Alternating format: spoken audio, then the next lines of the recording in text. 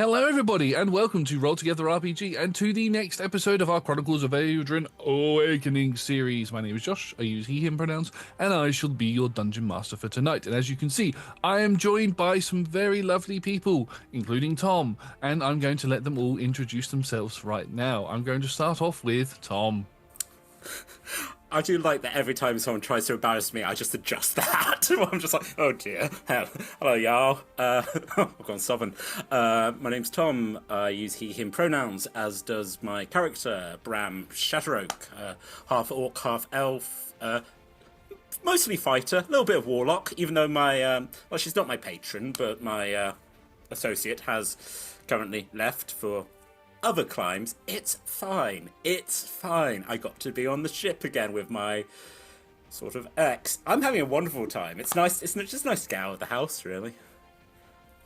Awesome. And then moving very swiftly on from that, we have Talia. Hi, my name is Talia. I am playing Vesenia, Fiend Fallen, Redemption Paladin, Celestial Warlock. Yeah, whole thing. Champion of the Lightbringer now, new title. Which, like, three people know, but still. Yeah, she is currently away from her responsibilities and family people to go and be on a boat with two people she respects but doesn't really know super well. Especially she respects but doesn't like. Hey, She she tolerates likes us. you. She likes, like, anybody. And then finally we have Nat. And he said Elodie then. Nat. Hi, I am Nat. I use she, her pronouns. As does my character Elodie when she is Elodie. But actually right now I have a feeling that given what happened at the end of the last episode, will probably be Celerimus right now, using he, him pronouns. Is a mutant blood hunter, hence the switching of the personalities. Also a little sprinkling of artificer as well. Previously thought human, now as I nearly said Asimar. That's not the one. What are we? Angel Blessed. That's the badger. Angel Blessed. One of them. Sometimes has wings. Has something else going on. Yeah. We are three really uncomplicated characters, yeah. Very normal people. No prophecies, Nothing. no greater No. things. We're just three buds out on a beach Not trip. painful and angel blessed and the one that's in between, not at all. No, nothing that we might need to be sacrificed for. It's I'm fine. just a guy. I'm just a normal guy, as are my associates here. Anyway, before we get into tonight's session, we have a couple of sponsors and supporters we'd like to thank. Our sponsor for tonight is Phoenix Dice. You can go to phoenixdice.com to get yourself some clickety-clack math rocks, including some limited edition roll-together dice, which Tom is displaying now, and Nat is also displaying. If you use the code ROLLTOGETHER, all in caps, at checkout, you can get yourself 25% off of your purchase. We are also proud to be supported by Idle Champions of the Forgotten Realms. If you type ! code into chat right now, you can get yourself a free Electrum chest. We're also proud to support and be supported by Michael Dobson's character art. All of the lovely artwork you can see displayed, or the character art you can see displayed on the screen right now, was lovingly made by Mike. If you'd like to see your own characters done in that art style, hit Mike up on his Instagram for a commission. Massive thank you to the D20 Club on Patreon. They are fantastic. They are the best. You can join them from as little as one of your local currency per month, or one goat, which must be sent to Tom for a lot of different reasons, by following the links in chat and in the description below. Speaking of the description below, if you are watching us on the Red app, YouTube, then please do consider liking the channel, hitting the subscribe button, and commenting down below. It helps the algorithm tell us what you like, so we know what to make more of for you. And with all of that, I think that's everything. So we're going to go and dive into tonight's session of Awakening. Who are? Ooh, oh. Who are?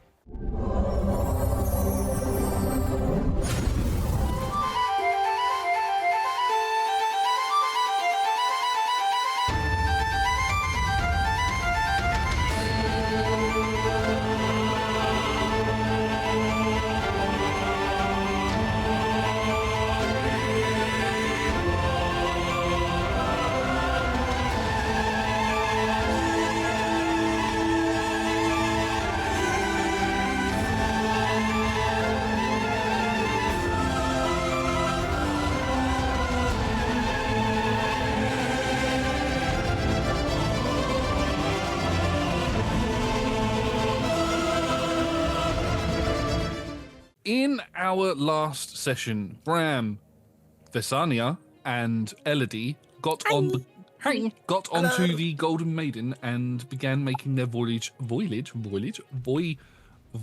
There we go, up to Marlais Rest, which is a little island to the east of the Storm Coast, which is the whole eastern coast of the continent, where they have been told that in the mountains there is a cipher that they need to help them decipher some of the ancient texts in some of the books that Solomon has in order to help with stuff that needs helping with, to stop Kindat, basically. But upon getting to the island, there was a bit of combat with some of the drowners that decided to try and attack the ship. That was easily sawn off with some swinging on some ropes and some epic new abilities being displayed, because all of our characters are now level 5. I think that's the first time may have actually confirmed what level the characters are. I don't know. Anyway, we're like 20 sessions in at this point. So anyway.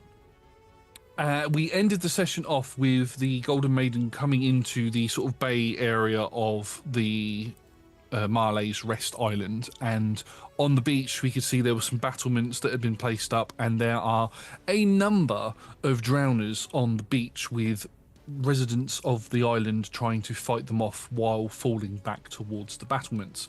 That is where we are going to pick up the session, and I am going to ask for everybody to please roll me some initiative. So suddenly. Why they go? See. Oh, that actually rolled quite well.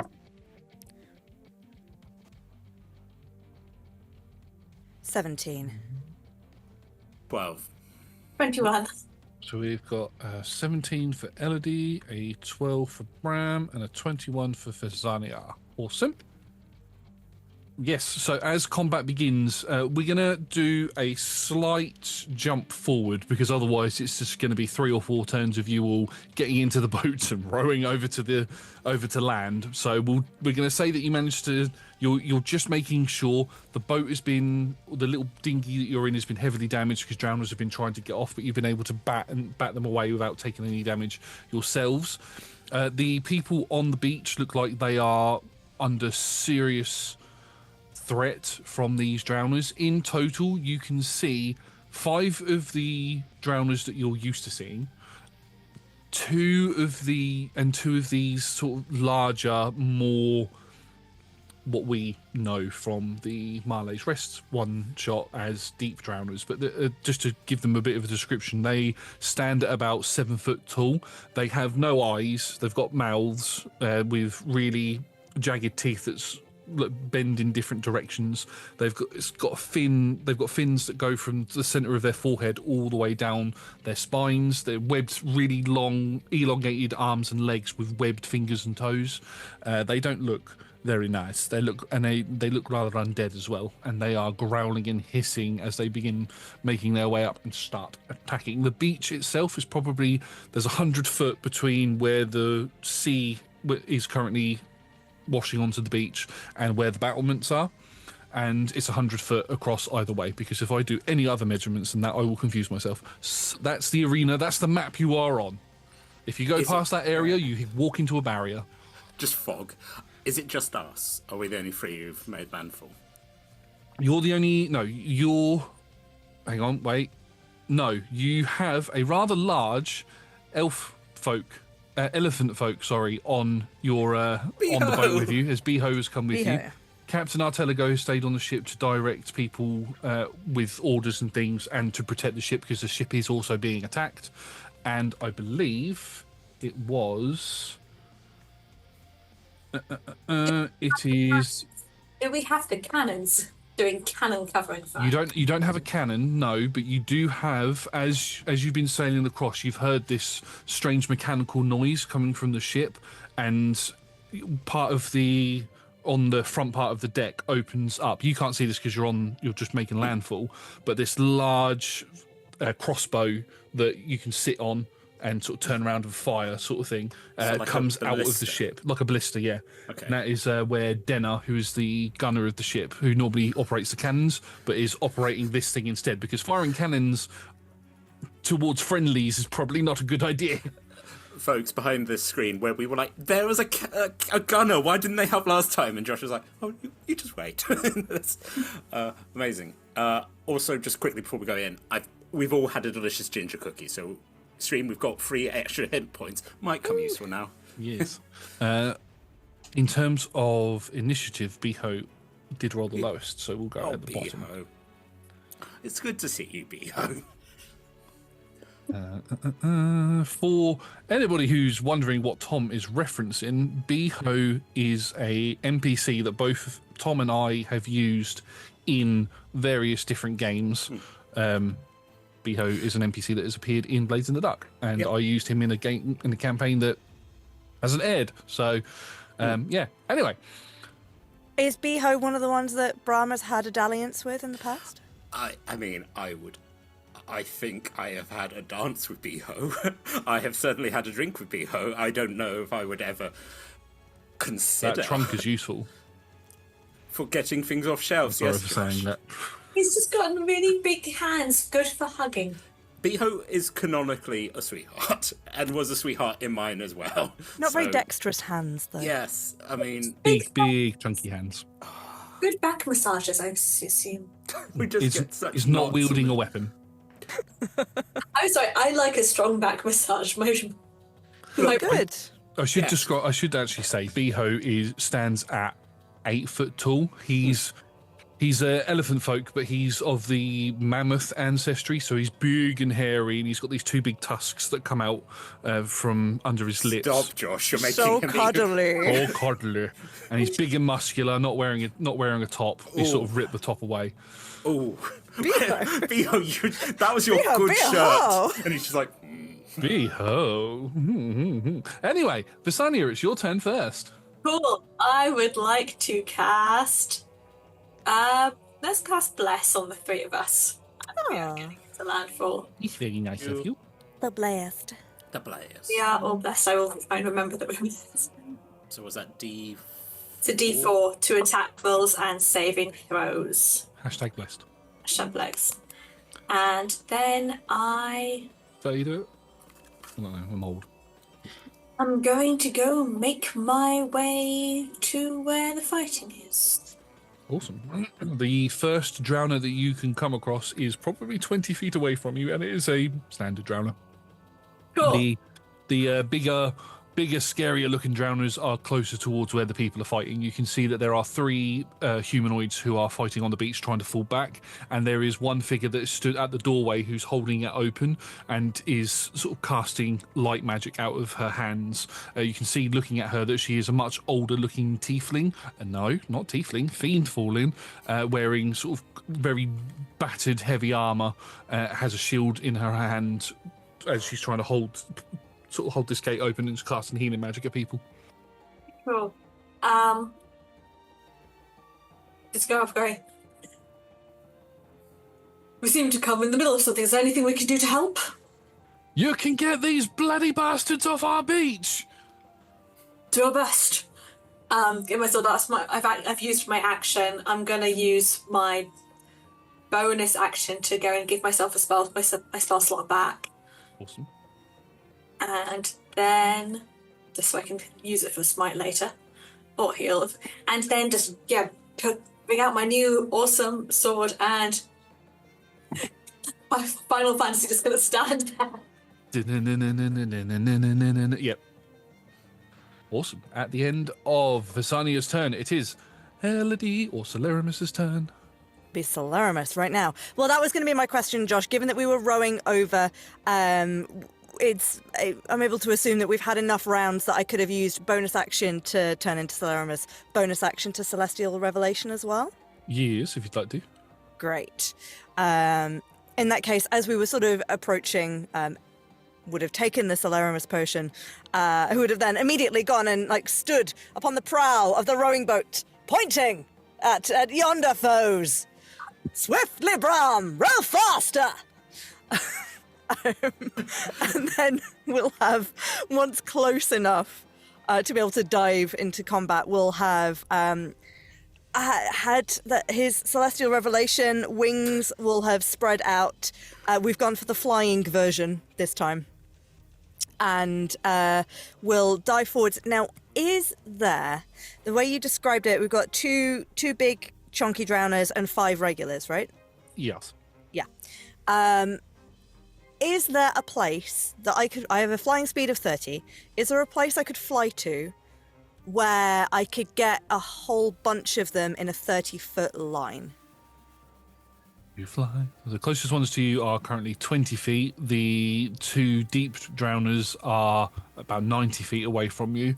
If you were to fly 30 feet, not quite, no. So how many of the drowners that are close to the edge of the shore could I get? I would say you could get all 5 of them. Great, I will do that. So we'll start to fly over, and as he approaches, we'll sort of line up. And will I get any of the civilians in this as well? No, all the civilians are basically where the deep drowners are. Sure, I can't get to them this turn.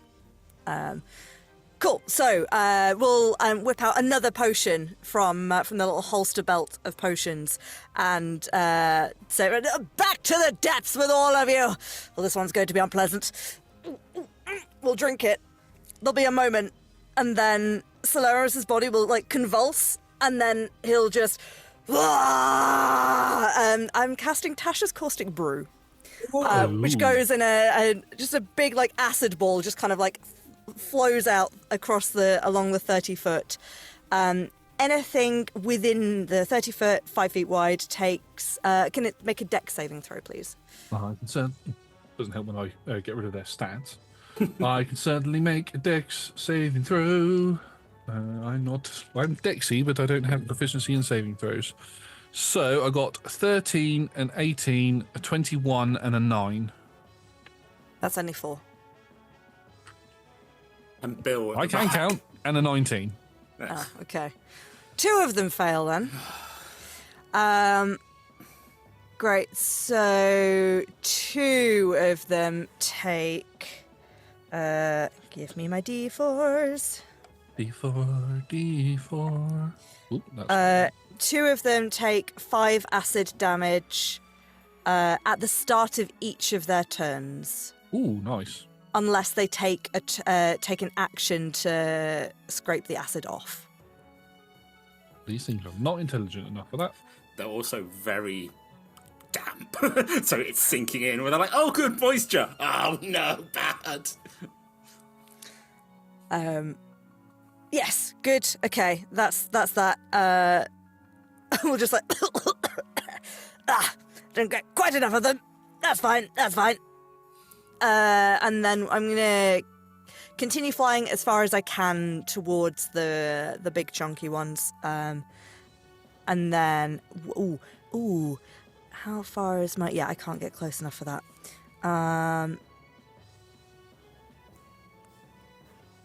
Yes, I think that's everything I can do. I don't have a bonus action. Well, I could blood curse bind one of them anyway, I guess. That's true. Actually, no. I will Crimson Right, so I don't have to do it next turn. So once he's done that, as he flies, we'll do the prick the thumb on the hilt of the gun and pass the hand over it, so it all glows red, and my gun is now extra fiery, and I take 1 necrotic damage. Awesome. So as you do that, and as your Elodie's Caustic Brew blows up around these creatures, we will move over to something happens in the water behind you. As something in the water. No. There's something in the water. As the ship, the Golden Maiden itself, you hear a loud bang as something hits into it and causes it to rock. Yeah, This is a large ship. And then you can see this large, almost like a wave and a fin come out of the water, and it's making its way towards the shore. We then move to some of the drowners. In fact, there are 3 drowners, and they are going to... Have you landed, Celerimus, or are you still in the air? Still in the air. Okay, so they are going to move towards the closest figure, which is going to be Vesenia, who moved forward. So we've got 3 attacks against you from 3 drowners. Have 2 of them taken 5 damage? 2 of them have taken 5 damage, yeah. Oh, no, 2 of them need to take an additional 5 damage, yes. A turn, baby.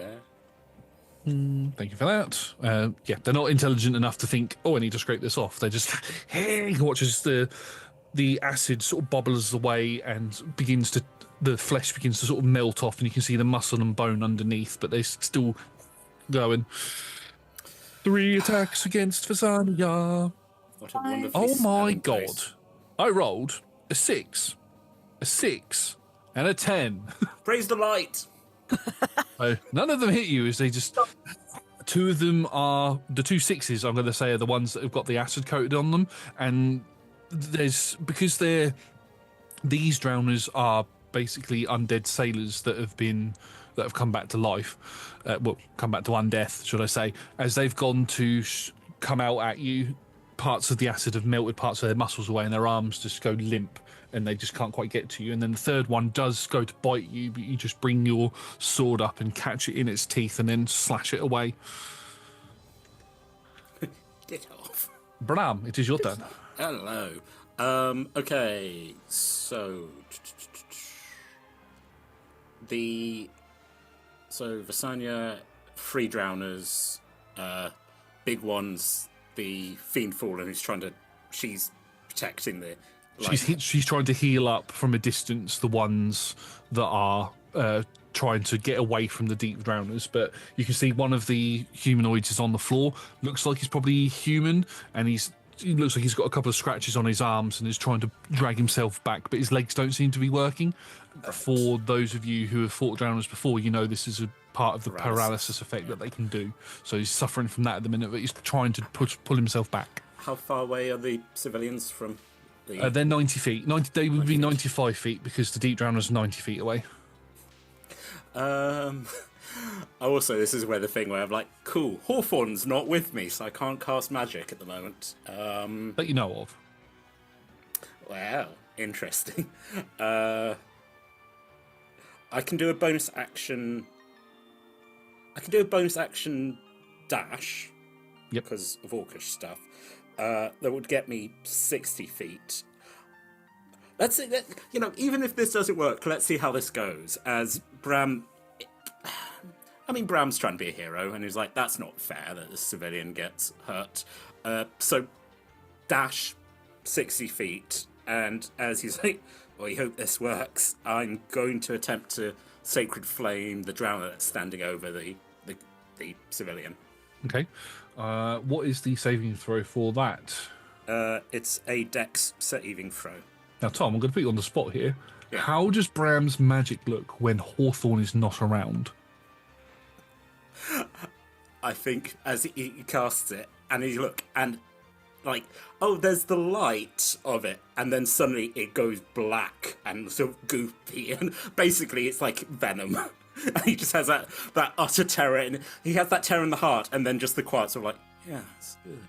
Yes. And he's, no, not doing that. Let's see how a slightly darker radiant light looks. Awesome. Fine. Is it a wisdom save?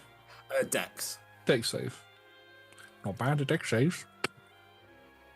Not bad at dex saves, but not when I roll that. That's a 10.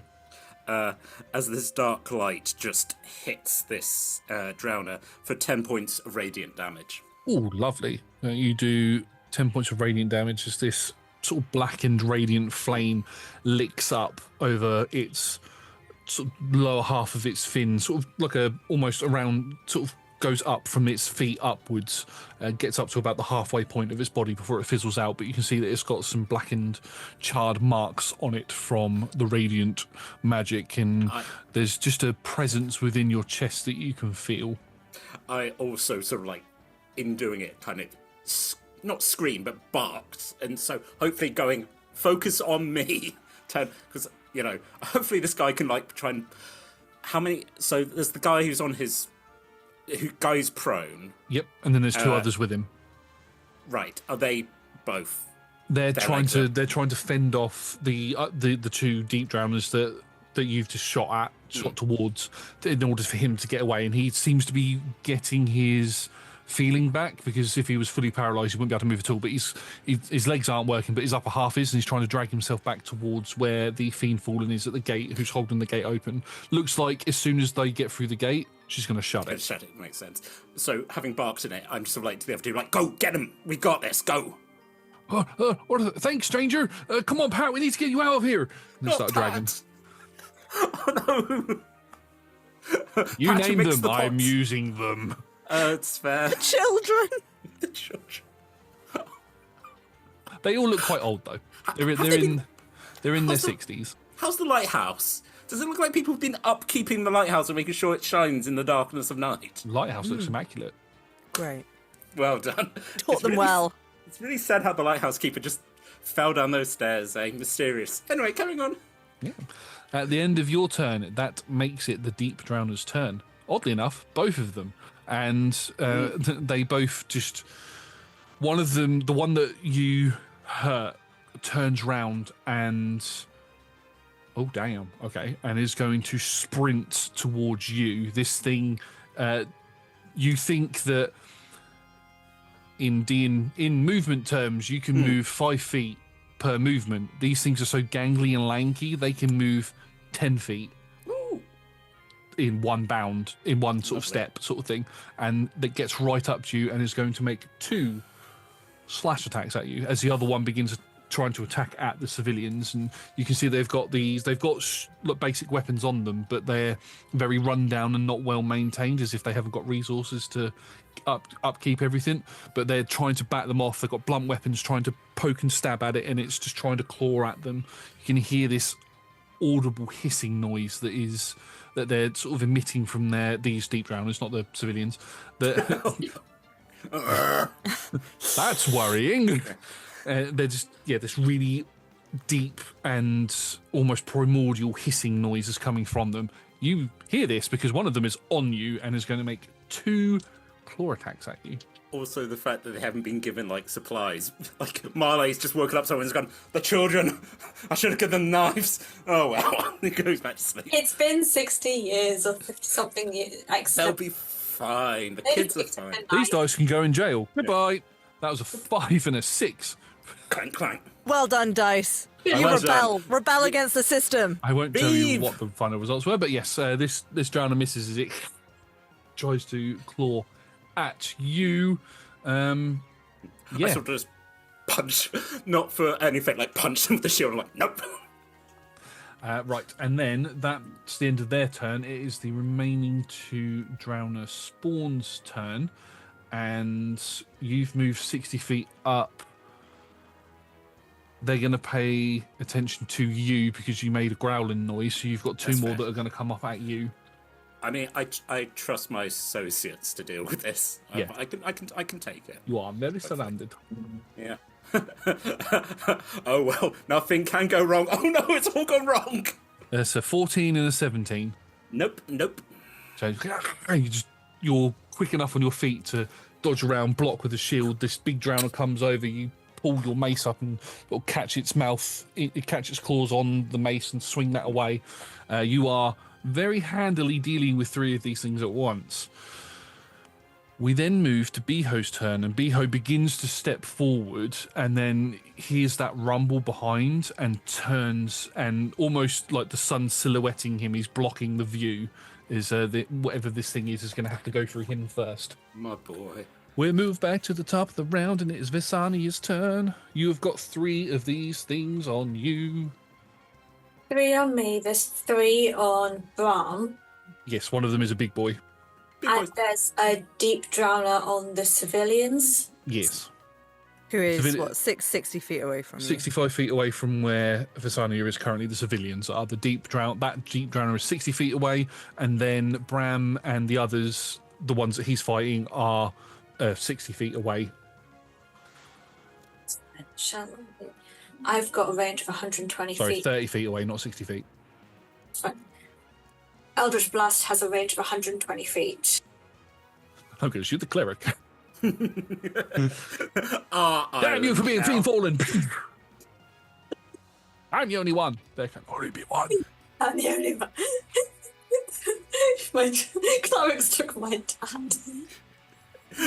Your god was like, hello. Damn. I've got some things you need to do. No, I am going to, in the same way that Brahm got the attention of the deep drowner to get to come and go them, I'm going to just keep tanking these hits from the smaller ones and see if I hit the deep one, if it will come to us or me instead. So Okey-dokey.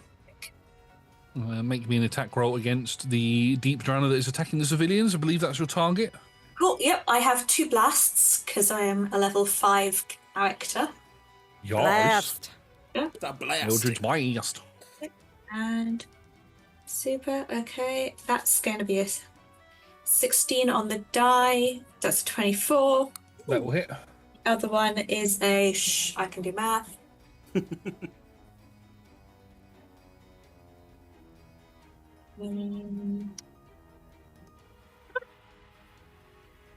That is and the other one is a 17 to hit. Just hits. Oh, yeah, 17 does hit. We make a note of that. Fantastic. So that is going to be 2d10 force damage.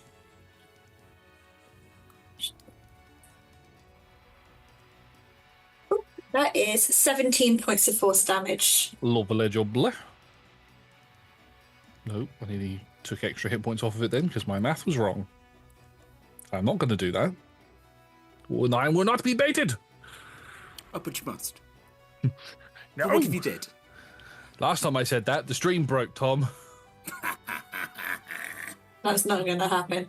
And I would just like to use all of my power abilities and just kind of yell at this thing. And I'm going to mimic that deep guttural, just growling, and get its attention as much as I can so it comes to me. Make me an intimidation check, please. Oh, Because you are quite a distance away. that's fine. That is, I can read. That is a 18. 18.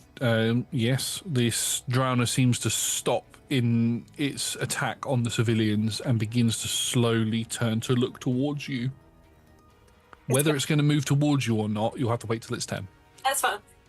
I'm just going to light my sword in preparation for the next thing I'm going to do next turn and just kind of make myself look like a target Nice. Right. worth taking. At the end of your turn, that makes it Elodie's turn. Or Celeramus's turn. It's because I've got it written down as Elodie. It's like, it's the jingle. Elodie, actually, it's me. It's me, Celeramus. Aha! I was I here think I'll all find- along. Thigh slap in the air. It's got to be done. It is the cartoon TV show spin-off. Yeah. Can I, from my... I didn't actually clarify how high up I flew before, but I had to have... I was trying to fly into a position, so I'll grant I've probably not flown that high because I wanted to fly further. But Cool. can I see anything... If I fly up a little bit, just a little bit, can I see what's going on in the water? As you fly up a little bit and look towards there is a dark shadow, probably slightly bigger than Beho, under the water that is making its way to the shore. Great. Cool. Not within 30 feet of us yet. Not quite within 30 feet. No, because you've gone 30 feet forward, yes, not within 30 feet. Yeah, okay. Okay.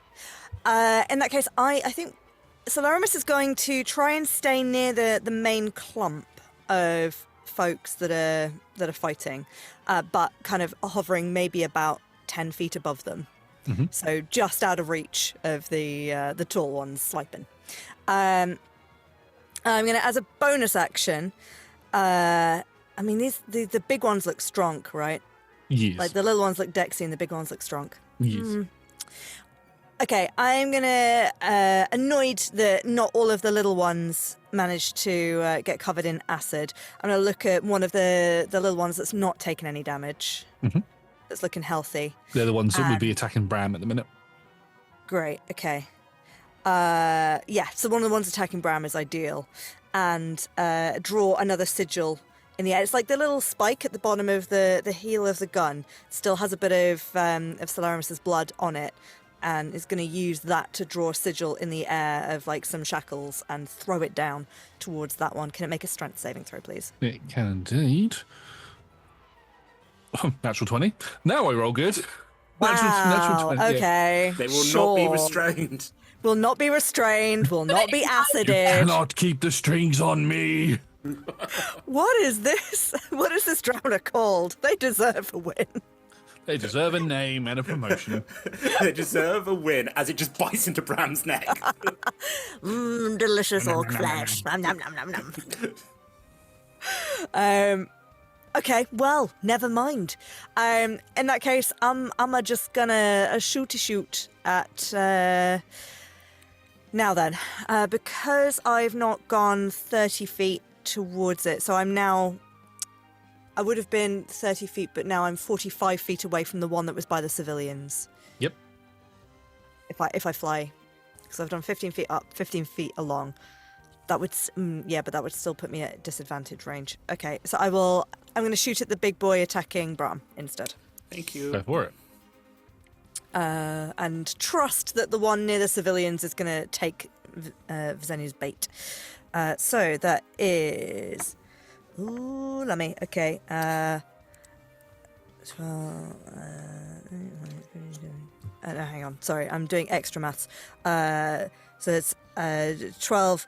plus 4 is 16, plus 2 is 18, please. That hits. That should not have been that hard.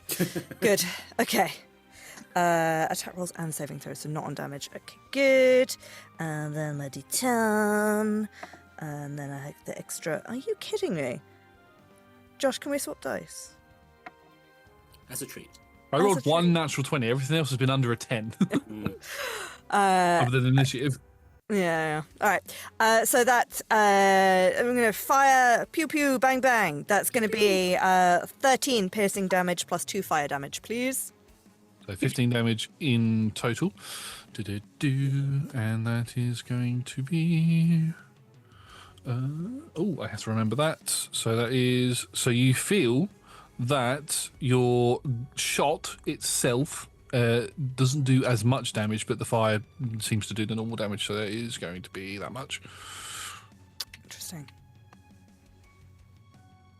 Even though my weapon is magical. Is the whole weapon technically magical from your Crimson Right? I believe so.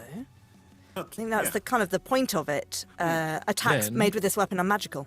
Okay, then it takes a little bit more damage than what you expected it to take. Thank you. Just a wound opens up and it's like, oh. Oh, I forgot. Blah. It doesn't look like it's as wounded. Split. It looks wounded. It took a while to The acknowledge it. samurai cut. Where it's just like, Just take a little while for it to appear. Yeah. That's me done. Awesome. So at the end of your turn, the water, like a wave, slaps onto the beach as this large hulking form steps out of the water. Now, I explained what the deep drowners look like before. 8 foot tall, no eyes, horrible teeth. They're quite skinny and gangly. This is one of those, but on steroids, standing well over 12 foot tall. And big brutish arms. This is a brute, and it charges forwards towards Beho. Beho sort of puts his feet in the sand to try and stop it. They collide into each other, and Beho is instantly pushed back, and then the creature picks Beho up and just throws him off to the side. Beho rolls in the sand, and it just begins making its way towards the nearest target, which is Vesenia, and it is going to attack you. Fine, I can tank all. It gets a throw and an attack. It gets multiple attacks. I regret playing zombie games with you. This is not nice. Vesenia's Jump about scare, bitch! so many creatures, guys. It picked up and threw Beho as one attack. Its second attack is going to be to claw down at Vesenia. Claw down. Claw down! Hold down, hold down. That's a 19 to hit. Ooh. Oh, just. Oh, I need to get some dice out. Must you? I must. I really must. Oh, but I must. Yeah. That is going to be 10 points of bludgeoning damage, and I need you to make me a Constitution saving throw, please. Camp's gone. Constitution. Which dice shall I use? That is what am I doing with the con? I can read. 16. 16. So With the bless. Oh yeah, with the bless as well. Yeah, it passes. But as this thing slashes into you, try to block it, but you've got these other things trying to attack you from the other side. You just leave yourself open slightly, and it catches a bit of your flesh, leaving a really horrible scratch on your arm, and you feel this strange poison or something go into your bloodstream, and you feel your joints begin to lock up, but you're able to resist that urge. You are not paralyzed from the attack, and it moves on to, unfortunately, and yes, that will be a concentration save for Bless. Made it. DC will be 10. That does mean now that it is the Drowners' turn that are all on you as well, so they're going to all attack you. That's fair. I invited this on myself. 2 of them take 5 damage. 2 of them do take 5 damage. 2 of them are looking very bloodied. They've got the melties. Right, so that is going to be... Let me just check the pluses. So we've got Dirty 20, Yes. 19, and 12. No. Right, okay, so this is considerably less damage. So,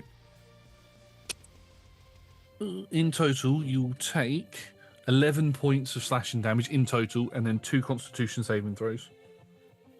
Oh, shit. There's 2 different sources. Very rude drowners.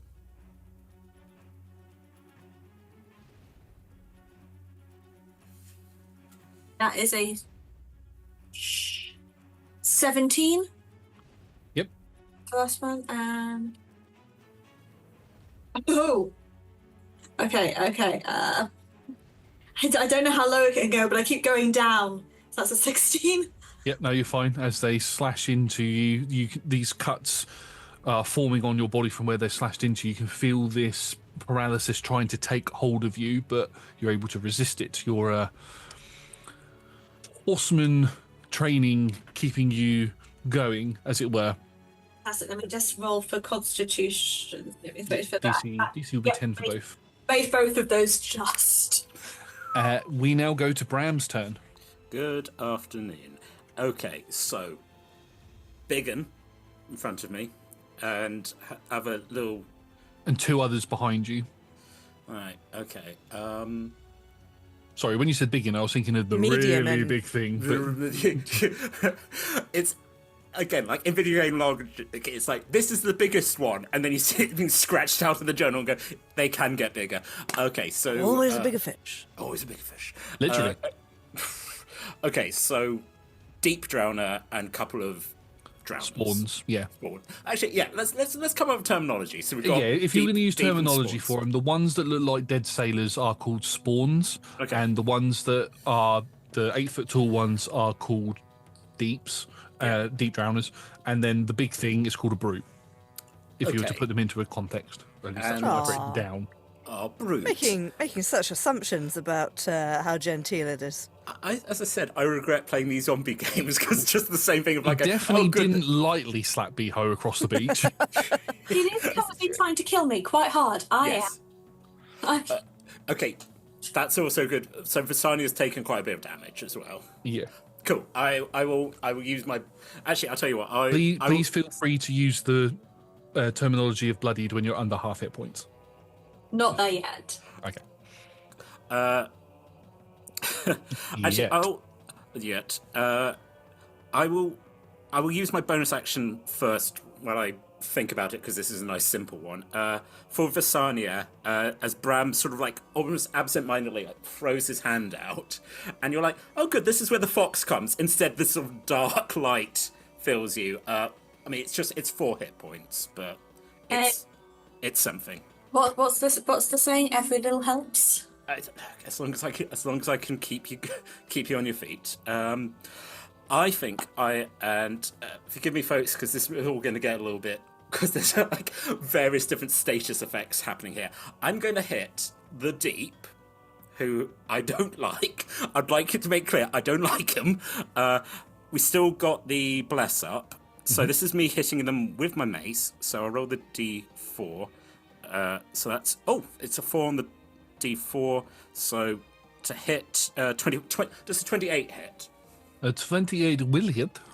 Right. As it sort of... like, I've cast out the light. Vesania is there. As the light sort of surrounds the mace, and I have a moment of like going, oh cool, is that going to become a fox? I don't know what it looks like, but it doesn't look like Hawthorne, and I'm like, concerning.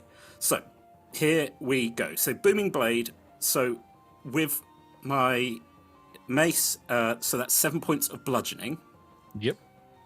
Because I've leveled up, the Booming Blade does do 4 points of thunder damage at the moment. 11. So that makes your weapon magical. So that was 7, taking it to that. Yep. Yeah. And can it make a strength saving throw, please? I can certainly try. This might not work, but That's I a have 19. hope. Fine. Brahm brings the shield up, and I think it does hit, but enough to like this thing also like swings, and so rather than me pushing it back, we sort of collide. Great. So it passes it. I'm like, okay, this thing doesn't look bloodied, but it looks like it's taken a bit of damage. It's taking a bit of damage, but it still looks pretty healthy. Cool. I don't like it. Action surge. You know, if I can get rid of it. So this is just going to be a normal. I don't have my magic stuff on this one, but so bless works for each one. So that's 23 normally at the. So 24 to hit with the mace. 6 points of bludgeoning. That's not with Booming Blade, or is it with Booming Blade again? I think. I don't know. I mean, I would like to use Booming Blade again. Yeah. I think you can use it again. I'm not 100% sure with new rules if Booming Blade counts as a magic action or not. You know, sort of like. But I'll allow it. So it's what Brahm seems to do every time. Yeah. What he's doing with the. So that hit, that does 7 points of thunder damage. On top of the 6 you already did, yeah? Yeah. Okay, so- And it is still. I can't do my shield shove again, but it's still vibrating with electricity. And above the table, if I could knock it 5 feet back, Booming Blade goes off again when it has to move in. So if I could have knocked it back. Well, I will say, don't forget you do have access to weapon masteries. Oh, With the new rules. cool. Make sure to look those up just to make sure you've not missed anything. So mace is sap, so disadvantage. So big, not big and middle and deep disadvantage on me for its next attack. Awesome. Is that the end of your turn? For action surge, do I get like a second bonus action, or is it just No, just action. Yeah, that's fair. Hey, I healed my cousin / friend, so that's good. Yeah. Yep. Still got my reaction. Awesome. Right, so luckily enough, it is that Deep Drowner's turn next, followed by the other one. But that one's going to attack you first. He's looking like he's almost bloodied, and is going to swing at you first. Two claw attacks against you. The first one will be with disadvantage, which was a natural 1. So it didn't hit you. I think it just swings, and I just clock it in the chin with my shield, and it's like. Oh. Well, I like the description that you had earlier, where you said about you putting your shield up as it goes to claw at you, and they sort of lock. So we'll say that's the attack, and then you do the bonk in the chin with it as it goes to try and sweep underneath for its second attack, which is a no, that's a 9 to hit you. Just balletically up on my toes, swinging out of the way. Where Bram's been working on his dancing on the ship, it seems. You know, you got to do the hornpipe. It's what will keep you fit on the ship. Yeah.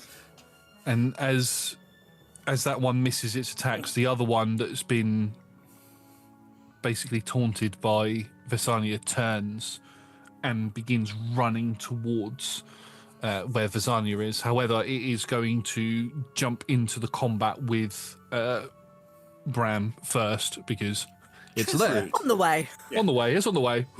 So But- these civilians aren't being harassed. They're no longer being attacked. You watch as this thing moves away. The two civilians that are stood up sort of both go down and pick the person that they've called Pat up and put his arms over their shoulders, and they begin running towards where the gate is. As they get through the gate, the tiefling fiend falling behind goes, "Good luck. We'll be able to help you in a moment," and shuts the gate. Right, thanks, bye. We'll never Thank you, forget random you. stranger. I'd like to think, like, if you're playing, like, the video game thing, like, we've got good reputation with them for helping, and they're like, we probably should help them. But... Probably should. But yes, you are about to... You've taken some damage, haven't you? Me? Yes. No. No, you haven't. Okay, so they don't get any special abilities for you losing any damage. So this will be 2 attacks against you. One of them is a 19 to hit. The other one is a 13 to hit. 19 beats. Okay, so you are going to take... Oh no, that's not very good. Oh, no. You're going to take 4 points of slashing damage, and I need a Constitution saving throw, please. Cool. Con save. Let me see if I've got anything special. Dirty 20. Yep, you're fine. As it slashes into you, you can feel this paralysis beginning to try and set in, but you're able to use your might to sort of Just not a be quick affected bit by it. of, like, random lore. Do you think Brahm ever got hit by a drowner on the way up, or do you think they mostly kept them off the ship? Mostly kept them off the ship, I'd say. Okay. I like to think that Bram's like, I know because I've talked to the other sailors, and also I talked when the rest of the group came back, he was like, yeah, drowners got us. I was like, I think I even said, don't let them hit you. And I was like, right, okay. Hard, right. As soon as they said don't let them hit you, you made sure they didn't get on the ship. Yeah. Yeah, a couple of the crew have got drowner scars on them from where they have been attacked and all of that, which is why they're so sort of appreciative of you, because you stopped them from even getting on the ship when you travelled down from Grimport before. You're a bit of a hero reputation amongst points. them. Yeah. That gets me 10% off at the shop. It's a Now, video game. Drowner, the other 2 drowners that are fighting you currently, Brahm, are going to swing at you. Oh, must they? One is a 22 to hit, and the other is a 14 to hit. 22 hits. That's this damage dice. Don't roll the wrong one. I rolled a d20. You get hit for 20. Can you imagine doing d20 points of damage? That is going to be 7 points of slashing damage and another Constitution saving throw, please. Okay, smokes. Okay, so that's my temp's gone, and I roll a con of... Oh, so if that's just your temporary hit points gone, then you've not actually taken any physical wounds. I'm now into physical wounds. Yeah. With the it's 11 on the 11. con. As this, you sort of focusing on these 2 deep drowners that are attacking you, and the other 2 go at you. You manage to block one of them, but one of them nicks the back of your foot, and as it nicks the back of your foot, you feel your body seize up, and you are now paralysed for 1 minute. Wait. Did you add the D4 from Blessed? Is I Blessed still up? didn't. Oh, add the D4 from Bless. As my Achilles tendon tightens. It's 2, so that would be a 13. So as you breeze up, everybody thinks, oh shit, Bram's locked in place, and then your muscles just loosen, and you're, oh, okay, you're fine.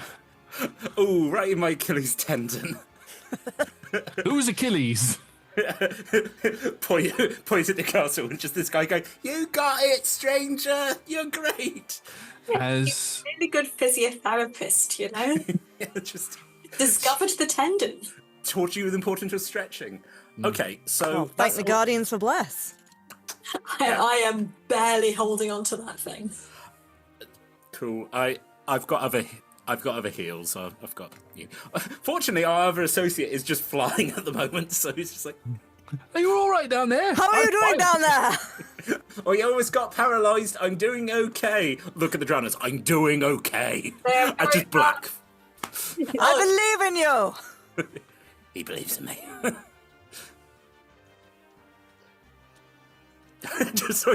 just politely sitting there going, Vesenia, you're doing great. I was waiting for Vesenia to say something. Drama's doing drama. It's Salamis up there who is great, but also drama. Drama, yeah. They're both very drama. You, Brute, Drama. Brute, look at me. Just fighting, no drama. Thank you. Are you saying that to the Brute? No poppage, please. We haven't got time for that. My father, no. Just finger on the lips. No. Moving on, as this large, brutish drowner is sort of towering over Vesenia and is gearing up for another attack. It raises its arms up to come down at you. You just watch as this flash of meat and hair spears this thing out of nowhere and takes it off of its feet as Beho just charges in. They both sort of tumble into a heap on the floor, and Beho has somehow managed to work his way around to the back of this creature as they've been rolling, and he picks it up and pulls it into a, wrestling terms everybody, pulls it into a German suplex and suplexes it behind and then tries to pin it down. He's currently got it grappled. Beho is strong. Beho is grappling the Brute. He's grappling the brute. Grappling the brute. They're now 10 feet away from you, so that it's not going to attack you. As we move to the top of round 3, because I was able to do those dice rolls sneakily, we move to Vesania's turn. So I've got a side column. I'm trying to keep track of which genre is on which person. That's fair. Good. I am going to. How many? Pink flame blade? I haven't read it properly yet. The one of the drowner spawn in front of me. I don't know, because I've got a 2 attack, so I don't know if I get to do this on both attacks. It's just you do this and then a melee attack, and my melee attack is 2 hits. Do you mean when you turn it into a whip? And No. flaming. When I turn it into essentially the green flame blade is if you make a melee attack, so you basically then give it the normal one plus extra fire, which goes on to the next creature next to it. I mean, Oh yes, you can only do that on one attack. Yeah, I was going to say I booming blade twice, but I suppose that was because that was an extra action. But, It's because of action surge, yeah. Yeah. Fair enough. This would like to. That's going to be fine. The first one then is I can do math. 22 to hit. Yes, that will hit. One of them, so that is going to be. Let's say.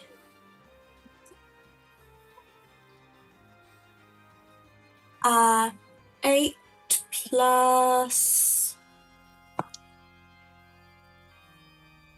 Okay, so that is going to be 8 points of slashing damage, 6 points of fire damage, and then it's going to be 4 points of 28 plus 4. I can do math. Put on a mug. 4 points of fire damage to the second target. Awesome. What one was the target of your initial attack? You've got 2 that are heavily injured by acid and 1 that looks untouched. Honestly, probably the one that's damaged most. You have to take him down. Yeah.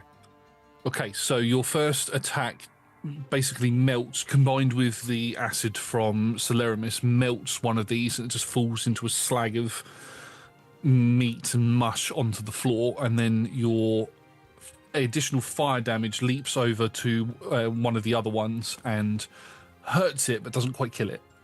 That is fair. I'm going to swing around and try and take that one down too. Then that is 25 on the die. So that is That's more than double its AC. Soft. Fantastic. That is. Oh, I forgot to go and add my +8. So that I did more damage the first time, but hey, that is 13 points of slashing damage. So with the sort of the acid damage that has been melting parts of its scaled parts of its flesh has left some very vulnerable points. You hone in on these and you're able to bisect this thing into 2 halves, and it slumps to the floor and is dead. Fantastic. Just one on you now. Done with style, Vesenia. Good job. I'm going to then go and put my hand to my own amulet and use healing light selfishly on myself. Hey, no, that's all good. Do it. Fair. So, and give myself, let's see how much I need.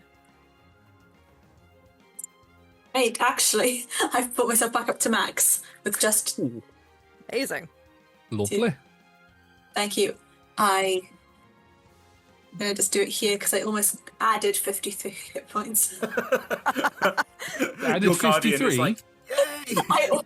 I almost did it wrong. Anyway, To super. the hit point max as well. It's like a grandma who doesn't understand money. He's like, this will buy you a chocolate bar. It's £20. You're like, there you go, 53. Off you go. Anyway, the blessings of my lady, I am now restored to max. I'm still going to be within the range of the spawn next to me, but I have mostly turned around so I can keep an eye on both the brute and the drowners, the deep drowners that are next to Brahm. And I'm just going to... Yeah. Awesome. I'm pissed. That's fair. Awesome. Initiative count 20. And she's cross. And she's pissed and crossed. We all got into the rum last night and we're just slightly hungover going, Oh. it's all Yeah, very loud and this is smelly.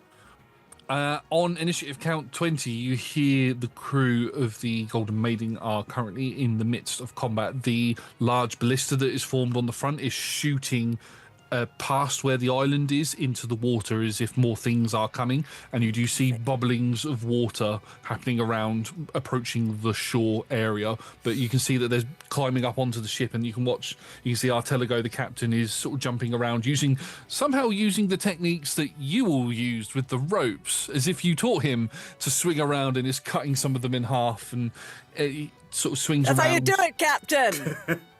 He lets the sword. You watch as he lets the sword go, and it's strapped on a wristband. And he flicks a pistol out from his wrist and begins shooting some of them, and then flicks a sword around and is fighting. There's lots of fighting going on the ship, which is why they're not helping you currently. But you can see there are at least. Tom, please roll me a d4. Must I? There are at least... Oh, that's not too bad. 2. There are 2 bubbles of water that are forming close towards the shore, as if more groups of these things are coming. Just quickly, is there like a dock for the ship? Or is it always... It's going to have to be out in deep water? There is a very small dock that would sort of where the dinghy would normally go. The actual ship itself isn't able to dock on this in this bay area. You can tell that's probably not a good idea because there's a very old ruined ship that is just on the shore. But it's beautiful. And, Yeah, it looks beautiful and Yeah. majestic, but it looks old. Looks like it's been there for a while. Also, just to sort of quickly sort of understand, was the agreement that they were going to wait in deep water for us, or are they leaving us here and coming back for us later? They were supposed to come to the shore with you, leaving a small crew to defend the ship. So they weren't going to go off quite yet. The plan is for them to go off and then come back and pick you up. Right, But just to get you established first. just to know, sort of like, if they decide to cut and run, that's not them abandoning us. I didn't think they would, but it's just good for No. vibes to be like, wait! You know that they wouldn't abandon any of their crew. Not necessarily you guys. If it was just you 3 that had come to the shore, they probably would have just sailed off. But because Biho's on the shore, they're not going to leave him. Thanks, Peter. Yes, It's just good to know, just general, Yeah. like, kind of like, Cool, okay. Awesome. Right. So it is the brute's turn. Grappled. He gets up and Biho is sort of on him. Almost like he's gotten up piggyback style, and Biho's trying to hold on to him, but this thing just begins making its way towards where Vesenia is. It's going to make its 2 attacks against you, but because Biho is currently grappling it, it will be with disadvantage. Because he's that big and strong. So Interesting that he doesn't care about shaking Biho off. it doesn't seem interested in that at the moment. Theo, you're going to be so wet and slimy. This thing is so damp. That's a And you're so 21 to heavy. hit on the first attack. Yes. 'Cause that was, Advantage. that was with disadvantage. Go on. And that's an actual 1 on the second one, so don't do anything. Yeah. We didn't need a mini boss, Josh. This is not what we Yes, you did. You needed humbling. That's I 8 points. 8 points of slashing damage and a Constitution saving throw. Okay? No, Tom did. Talia didn't. Yeah, Talia has done no sins here. Never a sin. Look at that face. Look at that face. Look how big those eyes are, Josh. This is what you brought us to. Consequences of Tom's actions affect all of you. Consequences of Tom. I always hated that in school, Yeah. right? When the naughty kids were naughty and the whole class was punished. Like, oh, we're not going to carry on with the class until you stop messing around and everyone's education is being affected. No, don't affect my education. Nat, Punish your the ones who need punishing. Nat, your LED is showing right now. It's like, what? I haven't done anything wrong. I'm going to hold on to the fact that if there is someone really affecting it, sometimes it's very hard to teach the rest of the class. Yes. And so you do have to have a pause because you literally cannot give the other people the education that they need with that one person doing it. Yes, so you find an environment where they can thrive and it's not interrupting everyone else's schooling. Nat just wants to read her book in quiet. That's not up to the teacher sometimes. And Tom wants to do his little dance. So, what did you roll on your Constitution saving throw, Vesenia? Hi. 21, bitch. You are fine. Can you also make a concentration check? Oh, blood. DC is 10. For the bitch, I might make it 15. Please. I'm joking. I'm the I'm joking. Only do that to Tom. I have never called you. You've called me a bitch on stream. I'm a very polite young man. It's true. But I'm doing reasonably well on these saving throws because of the bless, and I am just making bless every single time. Awesome. Right, so that is the end of its turn. That makes it the single drowner that is on you still, Vesenia. No, that was a 6. That wasn't a 6. That was a 7. It misses. Just I don't even bother trying to shield it. I'm just going to put, just hand on forehead while it tries to attack me. Like, I do not have time for you. A single tear trickles down his face. It is your turn, Brahm. Wait, I've not had a turn. No, don't let... It is Elodie's turn. Sorry, I completely skipped over your Don't let turn. Nat have a turn. She snitched to the teacher. That goes straight after me is supposed to save my butt from these monsters. Yes, you were supposed to go before the brute and that drowner, so I you can was go wondering, now. and then I got confused, and then I was like, That's all right. I got confused as well. Are you just doing like little acrobatics with your wings? just doing a little flip. But the last of the drowners that were affected by the caustic brew have died, right? Yes, both of them are dead. Sure. I need to focus. So you mentioned mastery rules. So I have a pistol, and I can vex. I can be vexing. I can be most vexing. So I have vexed the drown. You can be, but what can your character do? Would be fun. It's been a long time since we've played together. The deep drowner that is on Brahm, I get advantage on it because I vexed it. So I roll with advantage, and then still plus the d4 for bless. Nice. It is a non-nat 20 on the dice. It's a 32 to hit, please. I think that will hit. I think. Yep, great. I think. So that's gonna be 14 magical piercing plus 4 fire. 19 damage in total, so that will take it to... How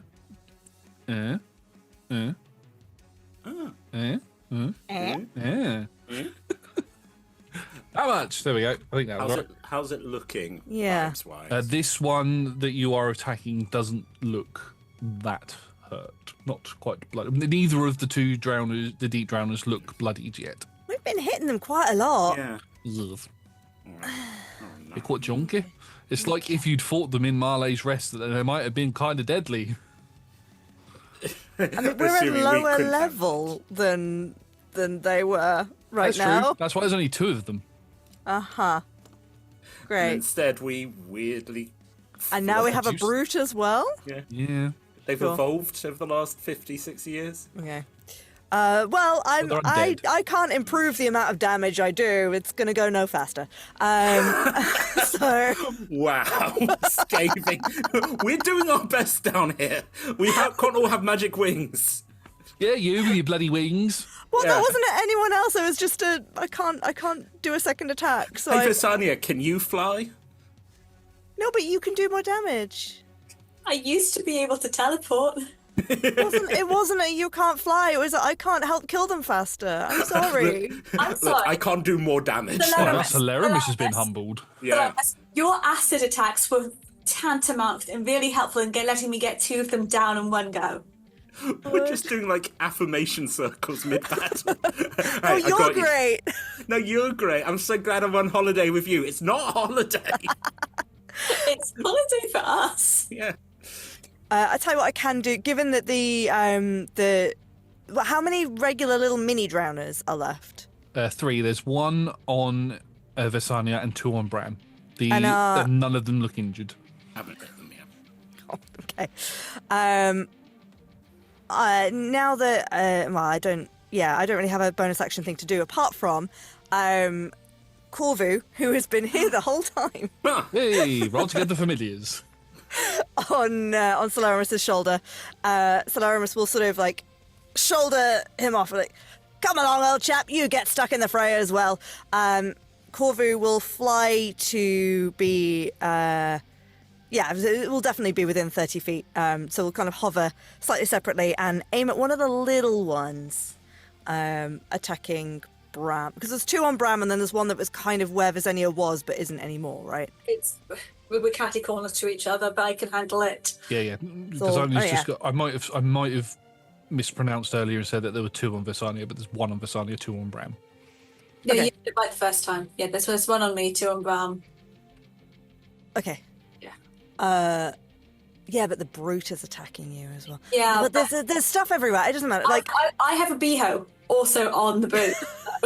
I have a beho. Whereas Okay, one of the little ones on Brahm. That's going to be a 14 to hit. 14, I believe, hits. Because I believe their AC is not that. Yep, that's 14 does hit. Okay. And that's going to be 1d4 plus proficiency. So it's not going to be much. Oh, Corvu. So Corvu just kind of like does a little like, and there's like it's sort of like a little mechanical peck at the air, and it creates like a really concentrated, focused eddy of air that creates like an air bullet that flies down for what was that? 4 force damage on one of the small drowners. Pick number 1 or number 3, please. 1. 1. You do 4 points of force damage to number 1. Awesome. That's me. Now, at the end of your turn, I am going to need Brahm and Vesania to both roll me a d6, please, each. I don't like it. Oh, whoa. It's a 6. Am I rolling high or low? Depends on what dice I pick. Do I pick It's a 5. 5. Okay. As the bubbling water pops and bubbles, you watch as 2 more 8-foot figures step out of the water, as 2 more deep drowners will join the fray. And at that point, that is where we are going to take our break. Please come back in 5 to 10 minutes when we see how this combat is going to go. We will see you in a little bit. Goodbye. Welcome back, everybody. We have had our short rest and we are going to dive straight back into the action. In the first half, we dove straight into combat as Brahm, Hira, Vesania, and Elodie / Solarimus dived straight into combat on the beach and started fighting these drowners of various different types. They managed to save some civilians who ran behind the barricades as the barricades were shut, and they're sort of kind of getting overwhelmed. There's a large brutish one that's currently rolling around with Beho in the sand and carrying Beho on his back while it's still swinging at Vesania, and 2 more deep drowners are entering into the combat, and unfortunately, because you are within 30 feet of the shore, Vesania, they are both coming for you. Are you on full health? Not anymore. Okay, so they will get a special thing. Horrid. they have Blood Frenzy. So if they're attacking something that is already damaged, they have advantage. There, that's off the table. That is going to be on the first attack, a 26 to hit. God, yes. Natural 20. Yeah, sure, kill me. How far away? No, she's far away from me. She's not within 5 feet of me. Definitely not within 5 feet. No, she's within 30 feet of you. Captain America throw. So just throw my shield. No, it's got a hole in it. Oh no, it's gone. Oh no. Oh, hang on a minute. Yes. Okay. So this is going to be. Sorry, that was a 24 to hit on that first one. I had the wrong creature up, which is lucky because I almost rolled the wrong damage dice. Right, so the first one is going to deal 9 points of slashing damage and a Constitution saving throw. Now would be a good time to fail it. For me? Yep, Constitution save, please. I don't want to fail I it. don't want to be No. paralyzed. Is it a good time for you, Josh? Because you just. Yep, you're fine. And then the second one is going to do now. Is going to do 7 points of slashing damage to you. Now, in one of our newer games that you can find on Patreon, I have implemented this new rule where creatures can't crit players, but they do get an effect when they roll a natural 20. So it's rolled its normal damage. It's not going to do any increased damage to you, but it is going to cause you to drop your sword. But she loves that sword. I like that sword. You do like that sword. But you didn't take almost 20 points of damage. Yes, but I like that sword. But she's not paying attention to what you're being told. She likes it and she She wants likes to hold sword, it. yes. But you're going to have to pick it up. But it takes an action to pick up things, and I don't want to pick things. Take action to pick up. Yes, you took 7 points of damage and your sword has been dropped as it slashes across your arm and you drop it. I just realised that that was just one of them. The second one is going to attack. That is a 21 to hit Yep, and a 19 to hit. just hits. And a Constitution saving throw from that last attack as well. Is Bless still up? That's just, oh yes, two concentration checks as well. I rolled. I just rolled for that bless, and I've made it. Cool. So 13, 16, 17 Fine. Yeah. now. Sorry? Yes, 17. Awesome. So you are going to take 5 points of slashing damage and then 6 points of slashing damage from the next two attacks, and then it's 2 more concentration checks and 2 more Constitution saving throws. The phrase "extremely bloodied" is coming in. Okay. Not a good idea for the music to change to that at this point. What's it playing? We can't hear it. I know, it's playing a really sort of like piano heavy battle music where it's like dun dun dun dun dun. I'm like, don't do that now. Well, and I literally, Was this guilt you're feeling, Josh? Whatever that feeling is, that unpleasant feeling that you're sitting with there. 19 and 19 and 17. So what was the 2 Constitution saving throws first? What did you roll on those 19 and 17. Awesome. And now 2 concentration checks, which is Constitution saving throws. isn't it? Yeah, so it's just multiple concentrations. Yeah. DC's 10 on both of these because they didn't roll over 10. That is 10. Oh, okay. I'm rolling decent on the Constitution saving throws, but I'm literally just... Oh, that one is better. Okay, that is 12, 13. Awesome. Right. So they do the damage to you. They are unable to paralyze you. It now moves to Bram's turn. It's not a retcon. It's something that we didn't see. Before we left, I talked to Greta. She gave me healing potions. She did give you healing potions, She gave yes. me 6 healing potions. Yep. Both 2. I gave them to my... That makes sense that you prepared yourselves before you made landfall, yeah? Yeah. So both of you have basic healing potions as something. I'm just to begin with. Just before you do your turn, there are homebrew rules on potions. Yes, Take them as an action. Don't roll dice. You just get full healing that's As an a good action, one. not a bonus action. as a bonus action. Yeah. Bonus action you roll, but No. Bonus Oh, action, yes. you get full healing no matter what. I hate rolling that. Okay. You just get the full heal. Because what's the point of spending 75 gold on something that's only going to give you 1 hit point? Okay, that's better. Like, I've seen home rule where it's like, if it's an action, it's full. If it's a bonus action, it's roll. But Yeah. Josh is... See, Josh giveth and Josh taketh. Josh giveth and Josh taketh away. Josh taketh away a lot of my hit points. We're just gonna... there's a... Oh, God, it's not great. So the healing light, unfortunately, is just 1 hit point. But it's something. It might be clutch. Again... Sorry, Talia, I tried. I didn't get a good roll. But yeah, no, I was going to go. I've got something I can give you temp hit points, but that will obviously be next. Okay, so deep drowner. I'm going to try and repeat what I did last turn. So black venom goop. Vibrating, hit. Oh god, it's 8 at the deep. I forgot I had 11 to hit. 11 doesn't hit, unfortunately. Not a deep drowner, no. No, that's Talia has her hand up. yeah, Talia. I forgot I'm a tiefling. Would you like to Hellish Rebuke? I would like to Hellish Rebuke. Yes. Yes. Yes, you would. As I'm like, oh come on! As I just watch this fire.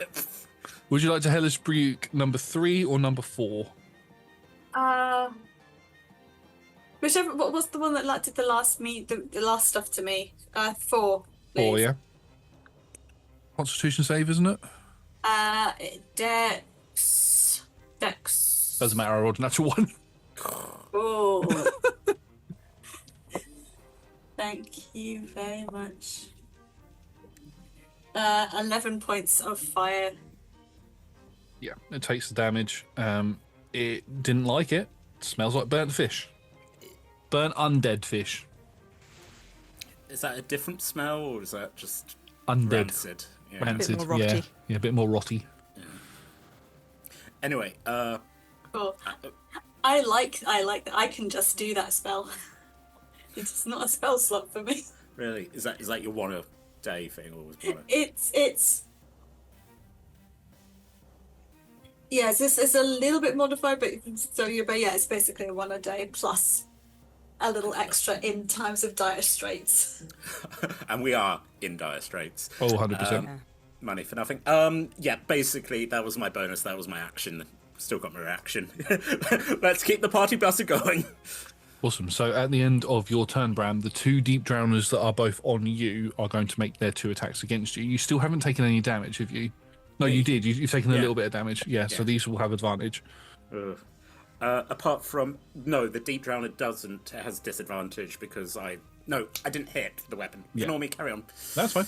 That is a dirty 20 to hit on the first attack. That hits. And oh my god, I've just... Oh no, that's the bite attack. Thank God for that. I thought I was doing something wrong. And an 18 to hit. 18 doesn't hit. These things have got a hunting tactic. Paralyze their foes, then bite them. The bite is worse than the claw. So I should have rolled both damages. That is going to be 12 in total, 12 points of slashing damage and 2 constitution saving throws, please. Cool. We begin with a without using the bless at the moment, 12 or 21. 12 and 21. You'll need to roll Bless I would for roll me. the bless for the Yeah. for the 12. 13.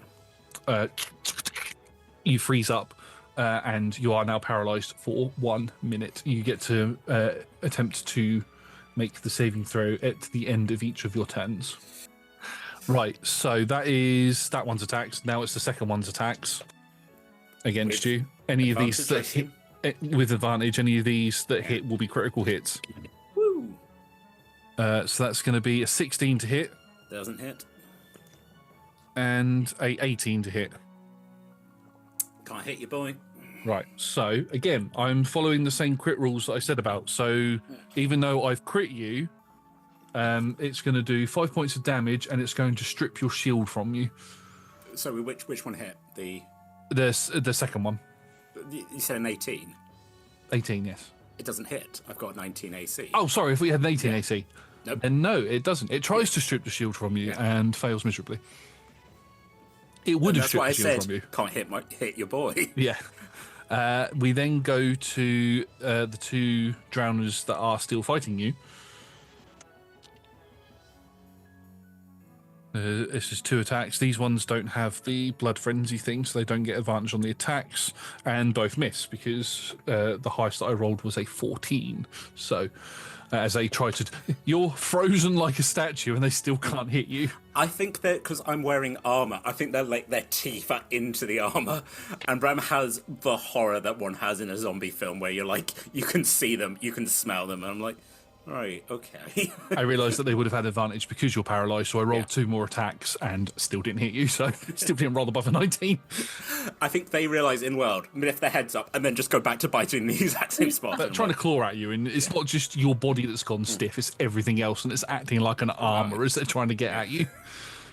That is their turn done. That makes it Beho's turn, who is going to sort of let go, because he's not doing anything to this thing. He's going to let go, land on the sand, and he's going to make 2 strike attacks against this creature in the back. That first one hits, the second one will miss. That is a very nice amount of damage. He does 14 points of damage to it.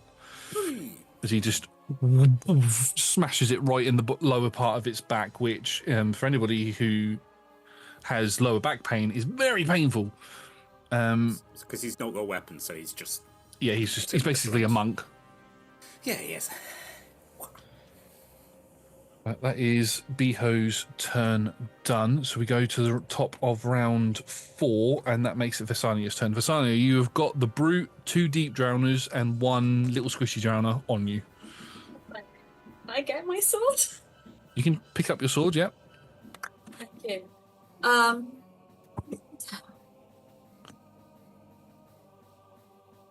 Green flame blade, attack the brooch, but directly. Yep. I'd like the extra fire to go to the little squishy one. Yep. To it. That is. First attack is 18 plus a lot. 18 plus 8. So That hits, yep. It's going to be. Here's my dice. 8 plus 8 points of slashing damage, 5 points of fire. 5 points of fire damage. So wait, no, 16 points of slashing damage. Remember to count my bonuses. Yep. 16 points of slashing damage, 5 points of fire damage, Yep. and then 4 points of fire damage to the little one. Okay, so it's 21 to that one, which is going to be that much left, and then 4 points to the other one, which takes it to that, yes. Oh, then I would get like to hit the brute again, which is this die. This die is... Natural 20. Yes. Yes. Wow. I will pump a smite into it if I have to. Tell me. If it's into the brute, you definitely need to. Smite Okay. it. Do Cool. it. So Wait. pump a smite into that. So that is going to be. Ooh! Yay! So that's 9 plus 16 points of slashing damage on that die, and then You get an extra D8 because it's undead. yes. Oop. Oh, wait, that's not a D8. Nice one, just 16, 20 points of slashing damage, and then I am going to do plus a d8 of radiant damage. That's 6. No, wait, 3d8. I'm Yeah. sorry, I'm having trouble. That's all right. There's lots of dice. Paladin math. 16 radiant damage, but then crit rolls on top of that. Crit rolls on top of that. So are you attacking with your sword, using your sword two-handed or one-handed? I've got the shield in the other, so probably. So one-handed. So you get an additional 8 points of damage on top of all of that. So that was 20. That was 20 plus 21 and of radiant and 21 of slashing, 16 of radiant. So you do 45 points of damage in total. Boom. So that And is then an extra. The extra d8 is 5. So It's 50. 50 damage. And everyone parties. yeah. This thing is looking bloodied as you do Thank one goodness. massive hit into it, and it stumbles back slightly, but bounces into Beho and sort of moves forward a little bit. And there's this big gash that you've just caused along the front of it, and this blackish red ichor is pouring out of its chest. It doesn't smell very nice, and yes, it's looking blooded. weapons mastery means that it is now sapped, so it has disadvantage on its next attack roll. Awesome. Right. And I am going to get more. It's not much, but it helps. 9 points of healing back from my second healing light that I can do today, which brings me to 28, which is now above bloodied. Is that your turn? That is my action, bonus actions. I am going to. I need to take. Can I take a moment just to survey the scene? Does it look like, I'm a tactician, should we be running? You've currently got 2 deep drowners on you, plus the one little one and the big brute. You can see that Brahm has got another 2 deep drowners plus 2 more of these creatures. There's been no sign from the civilians that have said that they'll be back in a moment yet. The ship, the Golden Maiden, is currently being attacked and not quite overrun, but they are getting onto the deck and are fighting. And you can see that bubbles are beginning to form around the ship and closer to the shore, although it's not close enough for them to actually start joining. A tactical retreat might be advised. It's not great. Orders going out to people is a Beho is to go. If Brahm looks like he's on the ground and can't move, Beho's going to go and just break free and grab Brahm and run. If Salomus tries to do any kind of cover fire that he can from above, and I am anything that I do, they're going to take opportunities or try and attack. So I might as well just do it now. So I'm going to use my movement to just try and run. Awesome. All right. So yes, there's going to be some attacks against you. I'll start off with the brute, which would have advantage because you're bloody, but you've taken damage, but has disadvantage because of the thing. So it's just a straight roll. That is a 26 to hit because that's an 18, not a 19. Yes. This is the way you said that. I feel really bad when people go, "Yes, fine, it fucking hits me." We're so tired If on it's this in beach. 20s and above, it's going to hit me. Yeah, that is 12 points of slashing damage and a Constitution saving throw, please. I can't carry anyone. No, that's fine. You're already carrying enough Yeah, people up here. Constitution is going to definitely make it. Yep. Yeah. Is it above a 15? Yes, without even rolling the bless for it. Okay. So one of the deep drowners will attack you. That's over a 20 because I rolled a 17 on the dice. And the second one will attack you. That's not going to hit you because the highest I rolled was a 5. So one will hit. That will be 7 points of slashing damage and another Constitution saving throw.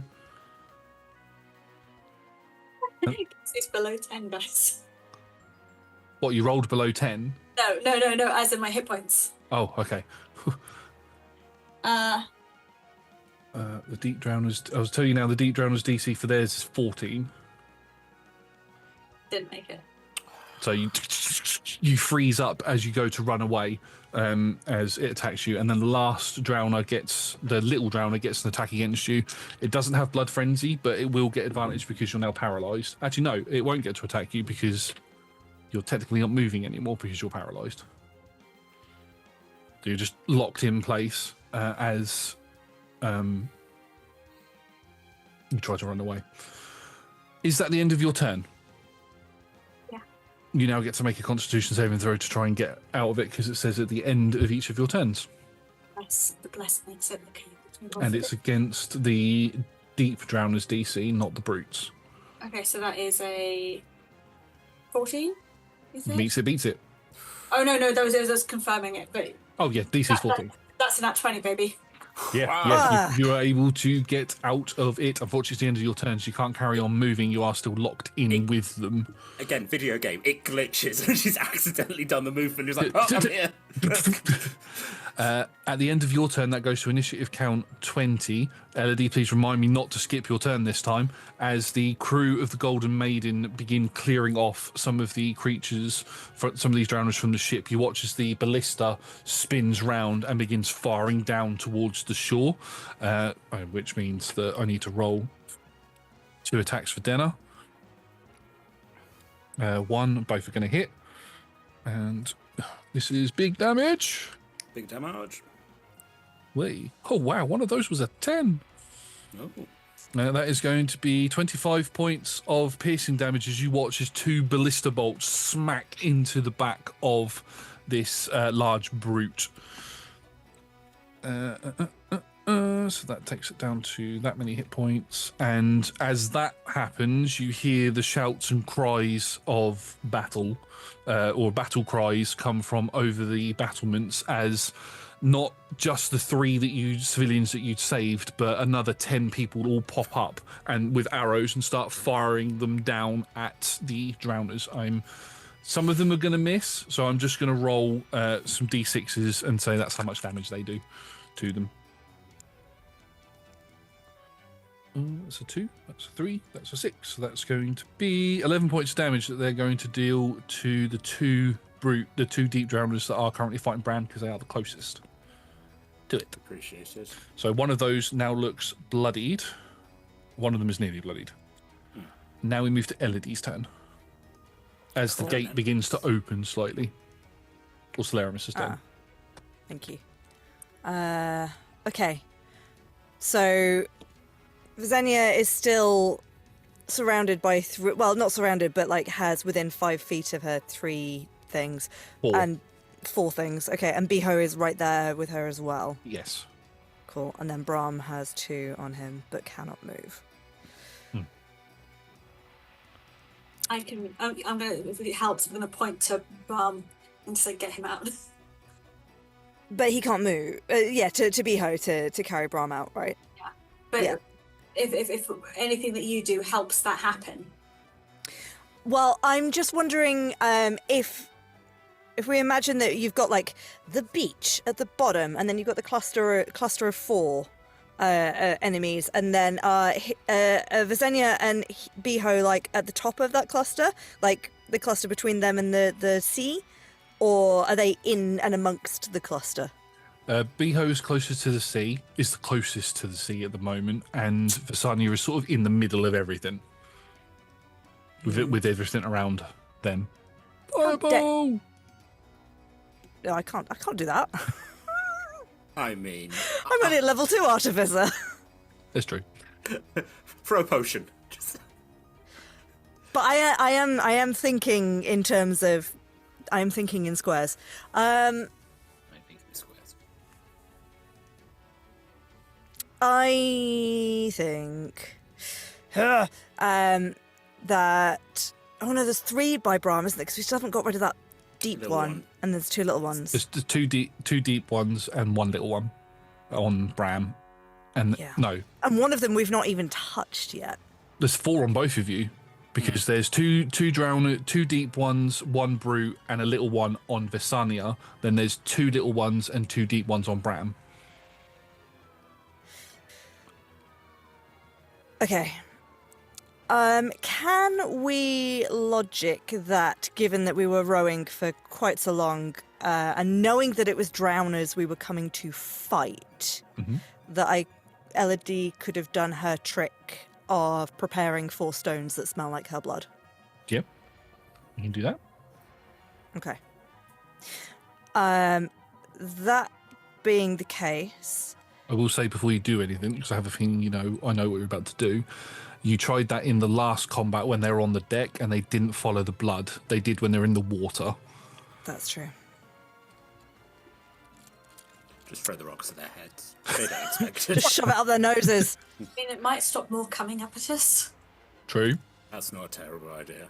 Yeah, but it doesn't deal with the problem of, I'm just trying to figure out, I either need to be later in initiative but have my full turn and not just a held action, or... Okay, so, Josh, I just want to check, because there are mixed opinions on this. Is the grease spell flammable? Hell yeah. Yeah. In my opinion, it is, yeah. And it would Okay. last for however long the spell lasts as well, because, Baldur's Gate 3 has had an effect on me. Okay. In that case, I think Celeramus, the part of Celeramus that is Elodie, is starting to full on panic in the back of the head, seeing Brahm is paralyzed and being attacked by 3 things. Vesenia is nearly down, and Beho is trapped. There's lots of things, and it's not looking good, and there's more coming, and it's time to get out of here, but need to figure out how. So, the most logical thing that they can do, rather than just continue to pot shot one thing and it's not doing enough damage to counteract the stuff coming in, the thing is to make it easier for us to get away by making it more difficult for the other things to follow us, is the theory. So, is going to pull another vial from the holster and look at Corvu. Corvu, you know what to do. Corvu, who has a little tinderbox inside him, and I am going to throw a vial, which in the air sort of explodes into a shower of grease. In a 10-foot square. I would like to try not to get Beho at all, if possible, because lots of fur. But we know that Vesenia is resistant to fire. So I'm aiming to try and get everything apart from Beho in that 10-foot square, preferably with Vesenia on the edge if possible. Vesenia is more in the centre of the pile, so Okay. no matter where you place it, if you want to get Beho out of it, even if you didn't want to get Beho out of it, you're still going to hit Vesenia, but you can place it in a way where you can get everything within that 10-foot area.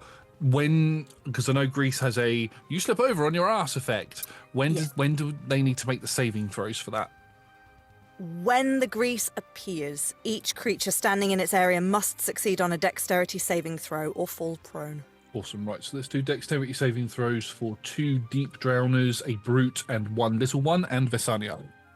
What So do we 15. 15 is the DC. Dexterity. Okay. Come here, bless. Meets it.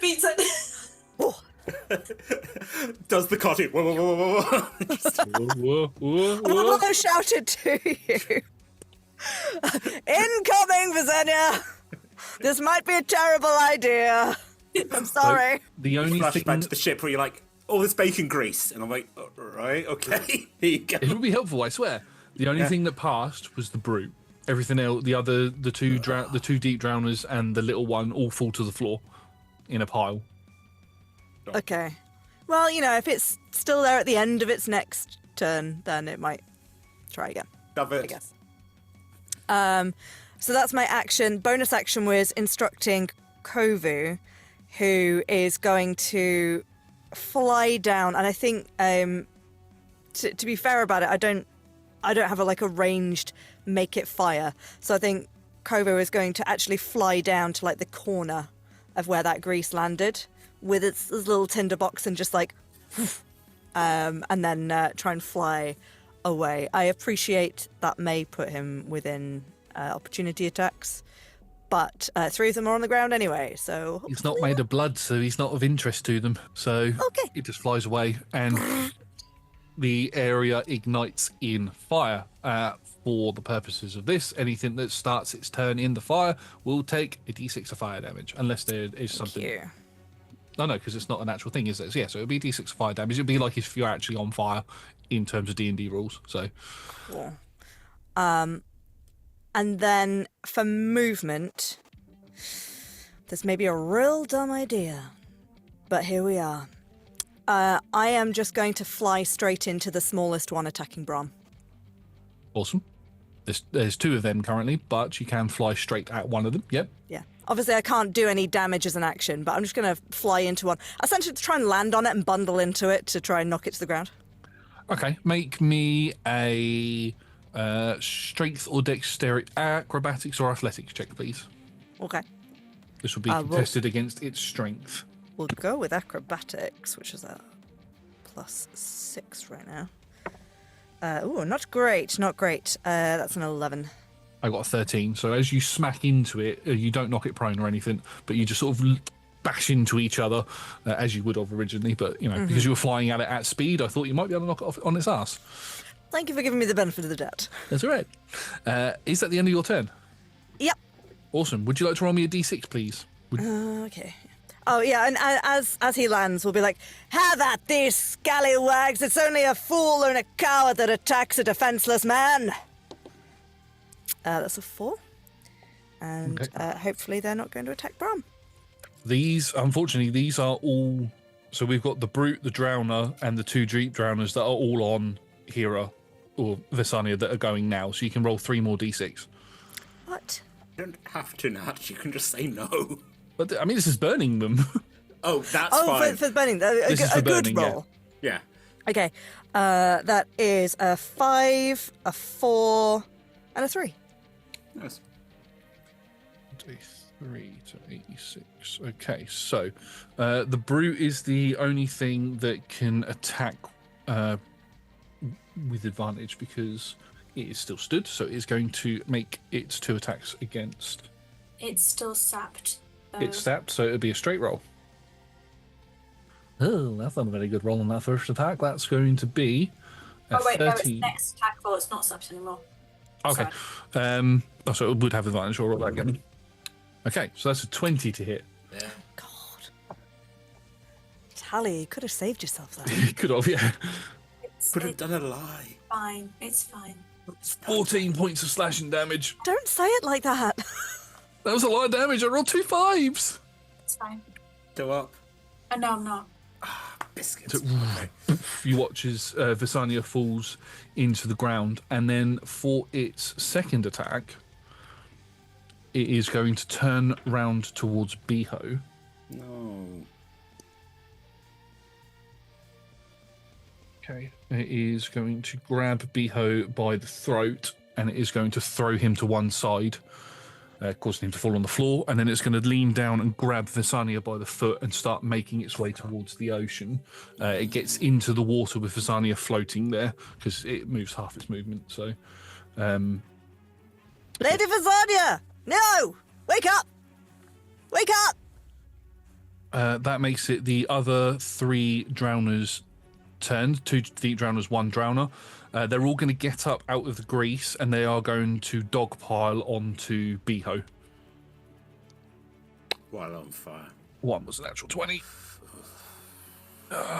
We didn't choose this fight. This is not hubris. That one hits as well, and then the 2 attacks.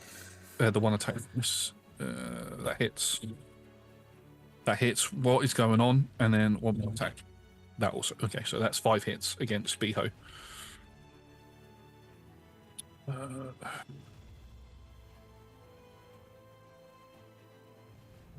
D4. luckily, Beho is quite chunky, but he is looking bloodied. He is in single digits. And Constitution saving throws. It's fine. That's fine. You rolled a natural 20 or more. That one's fine as well, luckily, because that was against the last creature. So he just meets the DC for the last one. So he's not paralyzed, but he is in single digits. If you were to ask him, he's looking like he's on 5 hit points. That is their turn done. Brahm, it is your turn. You've still got 4 things on you. Yeah. One, although you do have Solarimus currently trying to knock one of them over. There's a lot of flapping. Yes. Yeah, lot of wings flapping around. I know. I think because Elodie's quite a lot. It's long limbs as well, so it's just. As I said, I'm paralyzed, so I don't think. Is it a Constitution? Oh shit! Yes, Constitution saving throw at the end of your turn. At the end of my again, there's nothing I can do. So Yeah, there'll be nothing you can do on your turn. So it's just that. You need to beat a 22. DC of 14. 22. Yeah, so you're fine. You'll be able to do something on your next turn. Cool. I'm up. Now it's the deep drowners against you. Yeah. So 2 attacks. Oh my god, that's a natural 1 and a 3. So the first attack misses. That is a 18 to hit, which misses as well. So that's the first deep drowner missing. 7 and an 8 on that one. So even with the pluses, those will miss. Then we've got a dirty 20 to hit on the second one attacking. That hits. It's just a d6. That is going to be 6 points of slashing damage and a Constitution saving throw. Okay. 6 damage. And come on. It's an 8. So you'll be paralyzed again, and then the last 2 little drowners are going to, because they're next to each other, they're both going to try and attack Solarimus. That is going to be, I believe, a 13 and less than that. Both miss. Yeah, so they try to attack you and unfortunately do not do anything. It gets to Beho's turn and he is going to take 3 opportunity attacks. Oh shit, okay, right. That was a 1 and a 2 and a 19 to 1 hits. Come Beho. He's a 1 hit point! Sorry, I got really excited by that. We're excited. He's the people's champion. He can do this. Beho bursts out from the 3 of these creatures, runs over to where Vesenia is, picks her up, and you watch as this wind sort of erupts around him as he then uses the dash action to run, and he sort of pulls the brute with him for a second before the brute falls to the floor, and Beho runs around and gets just 5 feet out from where your combat is going on, but he has Vesenia in his arms. I mean, I'm very grateful for it. Would she not be technically grappled by the brute? Technically. I mean, if you want me to roll it. No, I'm just... we're yeah, just- sure, no, it's fine. It's fine. Beho. That I was floating. If I'm kind of unconscious, there's not really any point really pinning me down, I guess. That's true. That's true. It let go to start swimming, and then Beho's like, nope, and ran off. Yeah. I was doing it more that he took it by surprise and just and done it. So that's the end of Beho's turn. We go to the top of round 5. If he has any bonus actions left, I do have some very visible healing potions on my belt. Unfortunately, his bonus action was to do the step of the wind to get you to closer to everybody else. But at the top of the round, that is a death saving throw from Vesenia, please. 5.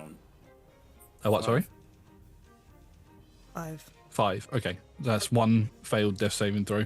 The gates to the battlements fully open up, and you can see that elderly fiend fallen woman pop her head out again, and she looks towards the 3 of you. So you've all done, or the 4 of you, and she goes, "You've done a fantastic job. Quick, get up here. We need to get you out of there." We're trying. They're faster than us. As more arrows begin to descend You've got down. healing, old fiend fallen. The great hero's down. She's having an ocean nap. Get her a bit closer and I can heal her. That's not the problem. It's the getting her closer that's the problem. I can't help with that. Other than the archers firing. Why are we talking? There's a free action to this. I'm paralysed. This is all going on in my head. Oh yeah. Okay, so the 2 deep drowners that are attacking Brahm, both of them now look bloodied. One of them was bloodied anyway, but the other one is now bloodied as arrows fire into the back of them.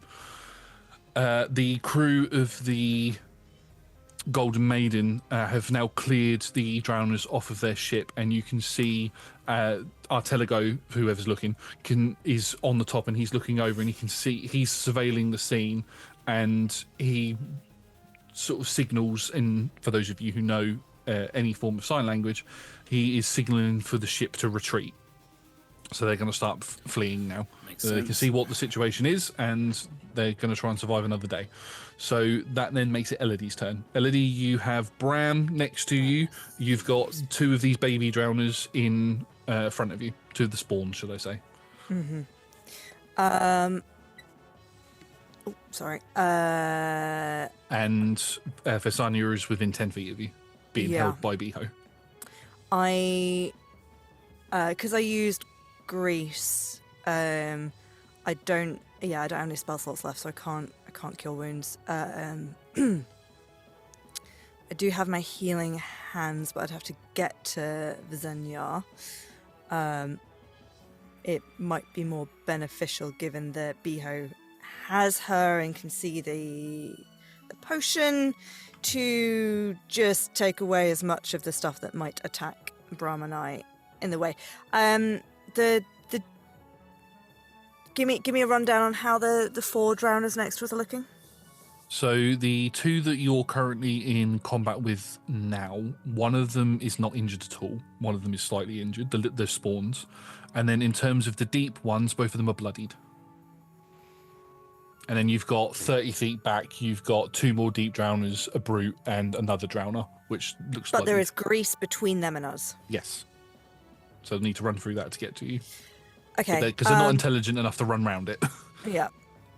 I am going to... I think...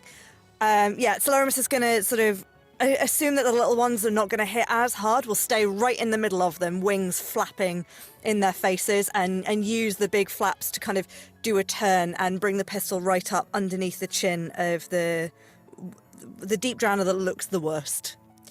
In fact, would it still be vexed, or is that just going to be... That's just the next time, isn't it? If you hit with it... If you hit... Before the end, yeah. So the vex will have gone, so I don't have advantage.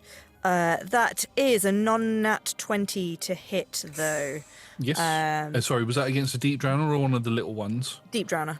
Deep drowner, cool. Are you going for the most injured one? Yes. Cool. I don't have bless anymore, so that... Oh, come on, my D10 is misbehaving.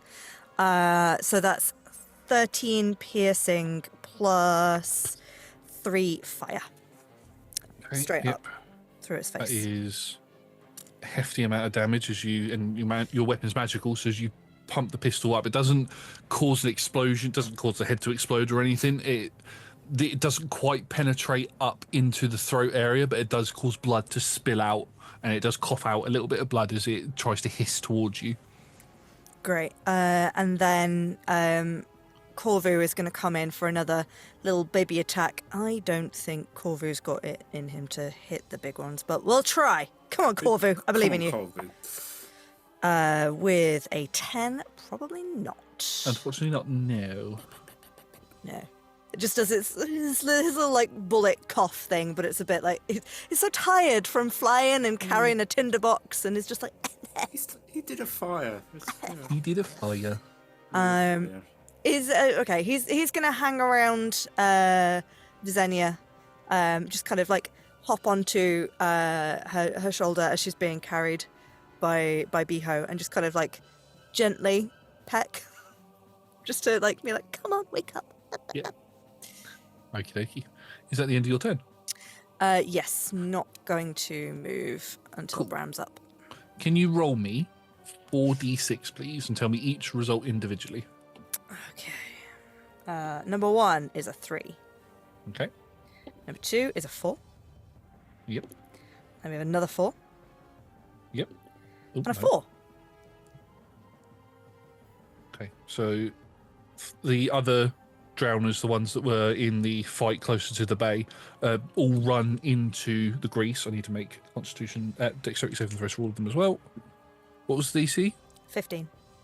Okay, so funnily enough, one of the little ones passes, but the brute and the 2 deep drowners all fall down into the fire. The little one just runs out of the fire and is running towards all of you. He's 30 feet away from you now, but the others are sort of in pile in the grease. That is their turn done. Brahm, it's your turn. Can you make me a Constitution saving throw at the end of your turn? 17. You pass, so you are fine. And then they hit me again, and it's just it's Yeah, it seems like to be a loop, vicious cycle at yeah, the moment. Yeah. So we've got 2 more deep drowners who are going to attack into you. Say dirty 20. That hits. No, that's too many dice. That is 9 points of slashing damage and a Constitution saving throw, please. 9 points, and Constitution is 19. So 19, you're fine. So the next Not attack bad. against you from the same one is going to miss because the highest I rolled was a 9. You. Then the next deep drowner is going to attack you for a 19 to hit, so that will just hit. Beats it. That is.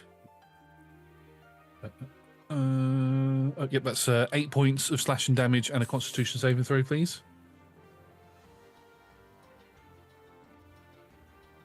24. You're fine. And then its second attack against you is 24 to hit. That hits.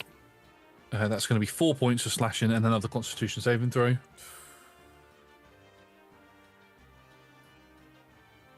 9. 9. So you. Do none of them are none of them distracted by the big flappy wings? Not the deep drowners, no, because they're on the other side of the combat. Okay. So yes, you will be paralyzed again, and that means that we will have 2 attacks against Solarimus. You haven't taken any damage, have you? Oh no, these are spawns, so they don't get the advantage anyway. Nope, that's a 7 and a 6 on the dice, so they do not hit you. The wings flapping in their faces are causing them to not hit you at all. That makes it Beho's turn, and Beho, can all of you please make me? Brown's going to fail this automatically, but can Elodie, can you please make me a dexterity saving throw? Sure. That's 19. 19. Okay, you're fine. As Beho just carries on running into your group like a bowling ball into some pins. He is going to knock. Oh, it does knock you flying. You're able to get out of the way, but he knocks the 2 little ones flying. The 2 bigger ones are able to just get out of the way of it. He goes to knock Brahm down, but grabs Brahm under his arm and carries on running towards the gate. Great. So Brahm and Vesenia are both safe for the moment. Well, for the moment. So as we get to the top of round 6, Vesenia is healed for 10 hit points, so is now back up. Beho has charged into the gates and has dropped both Brahm and Vesenia off. And as he goes to run back out of the gate, he locks eyes with Solarimus. Well, he's knocked down the 2 small ones that were attacking me, right? Yes. Which And the means other that ones aren't within 5 foot to attack you because Brahm was stood there before. yeah. So they wouldn't be able to. If I just flew directly up, they wouldn't be able to attack of opportunity, right? No, the little ones would get an attack of opportunity against you, but it would be with disadvantage because they are prone. So Yeah. So Solarimus will just sort of do a no, stay, you're injured, man. he looks over towards the ship where he can see Artelago on the mast, and he makes a sign. I can't do sign language, so I'm not going to try and butcher it, but he makes a sign for them to run, and then he stands at the gate ready to grab you in case you sort of do a dive in rather than fly up and over. He's not 100% sure because he's seen sort of how far you can fly, but he doesn't know how injured you are. So he's just being prepared. And Vesenia rolled a 2 on the D4, so you see bubbling in the water. And Vesenia, it is your turn. You're sort of lying on the floor. You can see you are behind the battlements now. And when I say these are battlements, they're not like slitted battlements you can see onto the beach. It's like completely wooden and stone planks that have been placed all the way around, so it's completely covered. You can see that there's little bits of scaffolding that hold this thing in place, where these civilians have climbed up with their bows and arrows, are now shooting down towards the drowners. You can see that there is an elderly fiend-fallen woman who is sort of trying to get Beho to come back into the gate, and she turns to the pair of you, and she's going to starting to get ready to cast healing magic on you. What would you like to do? Kind of shaking. I'm just gonna kind of just pull myself up to my knees and then just I can't move him. He's just big. Just like, but if I shoulder him slightly out the way, he'll know. So, and I'm just gonna lean through, and whatever things seem down there that look like they might be attacking Slaramus, I'm going to cast Hex and then 2 Eldritch Blasts at them. Go for it. When using your threat assessment, the 2 deep drowners are not prone, so they look like they're 2 things that could go for Slaramus if Slaramus doesn't fly up. So they would be your targets. I'll Hex whichever one looks slightly One of them slightly weaker or slightly closer. Yeah, one of them looks incredibly close to being dead. The other one is just bloodied. Okay, I'll Hex the bloodied one then. Yep. Just in case, and then 1 at each of them. Go for it. Oh, that is 19 on the first one. That to hits. Have a weak one. Yep. Oh, that is 10.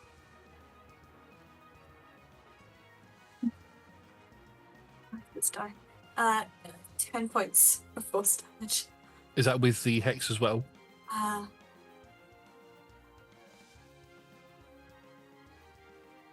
Yes. Yeah. No, wait, no. D6. 10 points of force damage, 14 points of necrotic. Wow. Okay. Oh, no, Well, I mean, 4 points of necrotic. I can't say what. okay, that's fine. So good. It's looking like it's on its last legs. This one is. You could still fire the shot at the other one, or you could fire the shot at this one and take it out. Again, that is 6 points of force. Yep. 3 points of necrotic. Yep, and then you're doing that against that one you just hit beforehand. That's the one I just hit. How would you like to kill it? I just want to explode it from the inside. Yeah. You fire the first shot, which causes a hole, and then nothing happens. But then you fire the second shot, it goes into the same spot, and it goes to turn to look at you to begin to charge, and then its entire top half just goes and explodes outwards, soaking the battlements with gore and visca. Horrid. Somehow missing Slaramus completely, though. He just looks fabulous. Yeah. Fucking move. I mechanically can't until you're done, dear. Just angry emojis in chat.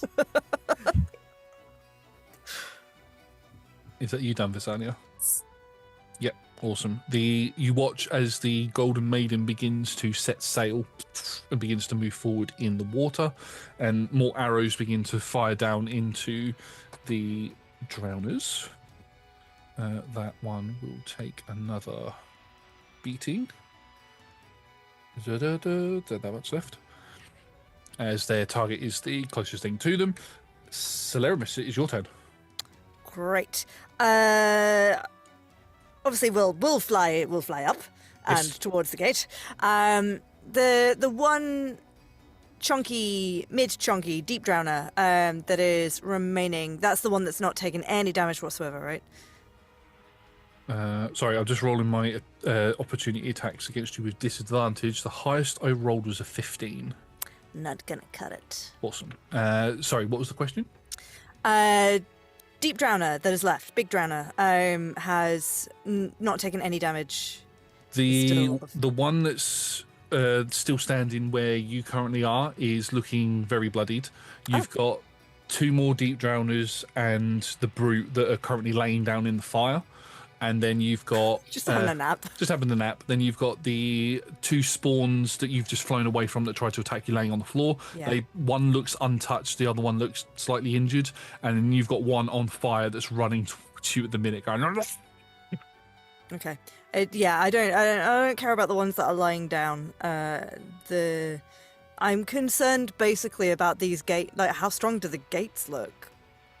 You can tell by looking at the gates without rolling a perception check that they have taken a massive battering from these creatures over a period of time. They don't look like they've recently been put up. They look like they've been there for a while. Sure.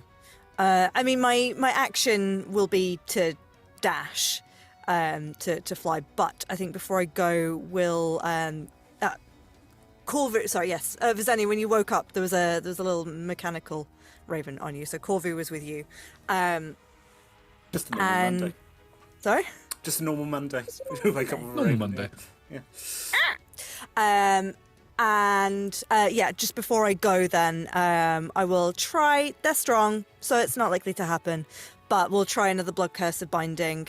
Can the flaming one please make a strength saving throw? The one that's running towards you? Yeah. Sporn. Where's me Sporn? Sporn. 14? No, fails. Its speed is reduced to 0. It cannot take reactions. So now it is an on-fire statue. Its upper half is still moving, but its legs are just frozen in place. Stay there, fiend. Let it burn. And we'll fly, we'll dash, we'll keep flying. Well, actually, what round number are we on? We are around 6, so you are about to have some more company. Although none of you are on the beach, so... No, nowhere near that. No, it's just I have another 4 rounds worth of flight left, so yeah, I can make it. Do you fly over the battlements and into the safe zone? Oh, yeah. We'll sort of, as soon as I've, clocked eyes with Beho, actually, we'll just be shouting, we'll just be signalling to close the gates, and, it's obvious I can fly over it. That's fine. Yeah. So as you fly over the battlements, the Beho moves behind the gate, and the gate is shut. And we are going to come out of combat, as you can hear hissing and screams and smashing on the battlements themselves. You can see the civilians are still firing arrows over the edge. What would you like to do while this is still happening? So there's still technically a combat going on, so if you wanted to go up and take a couple of pot shots at them from the battlements, you could, but there's no need to be an initiative for this. What's the Constitution saving throw on the paralysis? 14. That was a 12. Keep it going. I'm just going to lie here and... Who looks like they're in 26. Okay. You're fine. What did you say, Vesenia? Before Vesenia gets a chance to do anything, as soon as I've flown over the battlements, we'll have landed and immediately run over to her. And Celeramus says, I'm sorry, this is...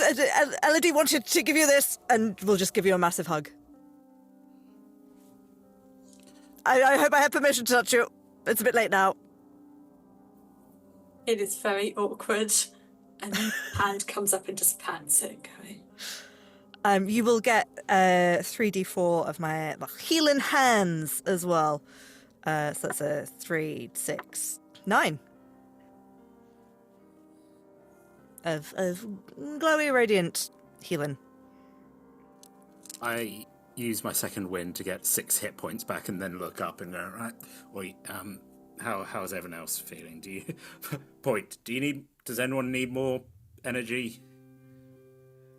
I mean, energy. I'm a little tired on the magical front, but I can keep going and helping the civilians if you two want to recoup. Take a moment, save slots. We'll need to.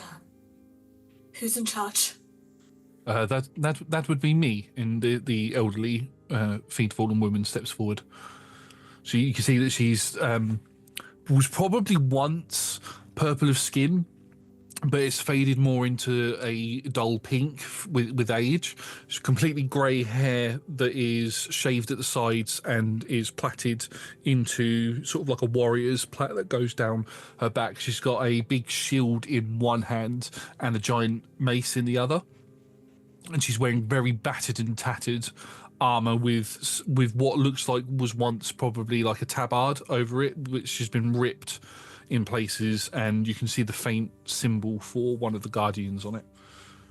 If you were to ask which guardian, it would be the Guardian of Death. Apologies, it's been a while since anything was able to hit me quite this hard. We're here to help my companions. So, Brahm, Slarmus, Beho, my name is Vesenia. It's a pleasure to meet. It's a pleasure to meet you all. My name is Hira. It's a pleasure. Oh. What? Excuse me? No, that's tomorrow problem. That's. Come on, look.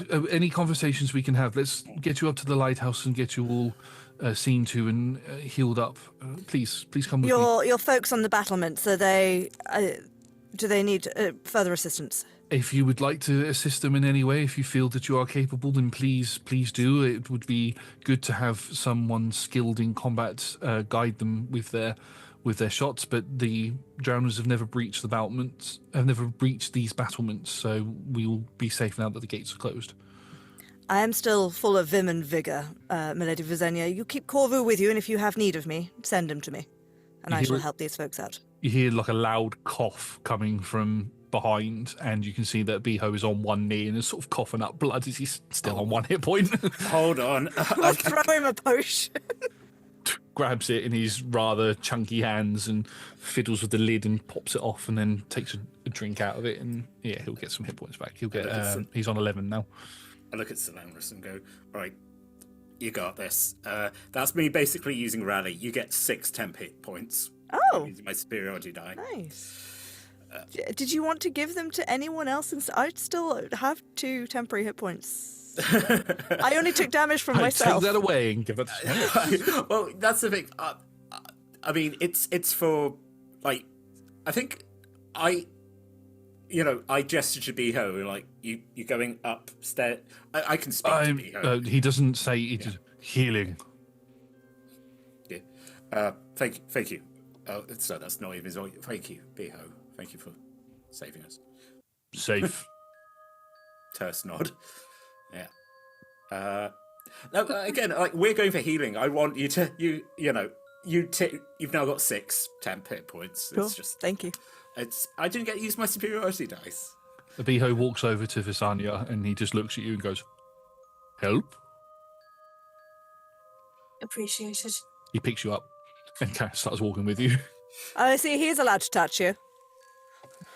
I just, as I walk out, I go, "It's Beho." Just.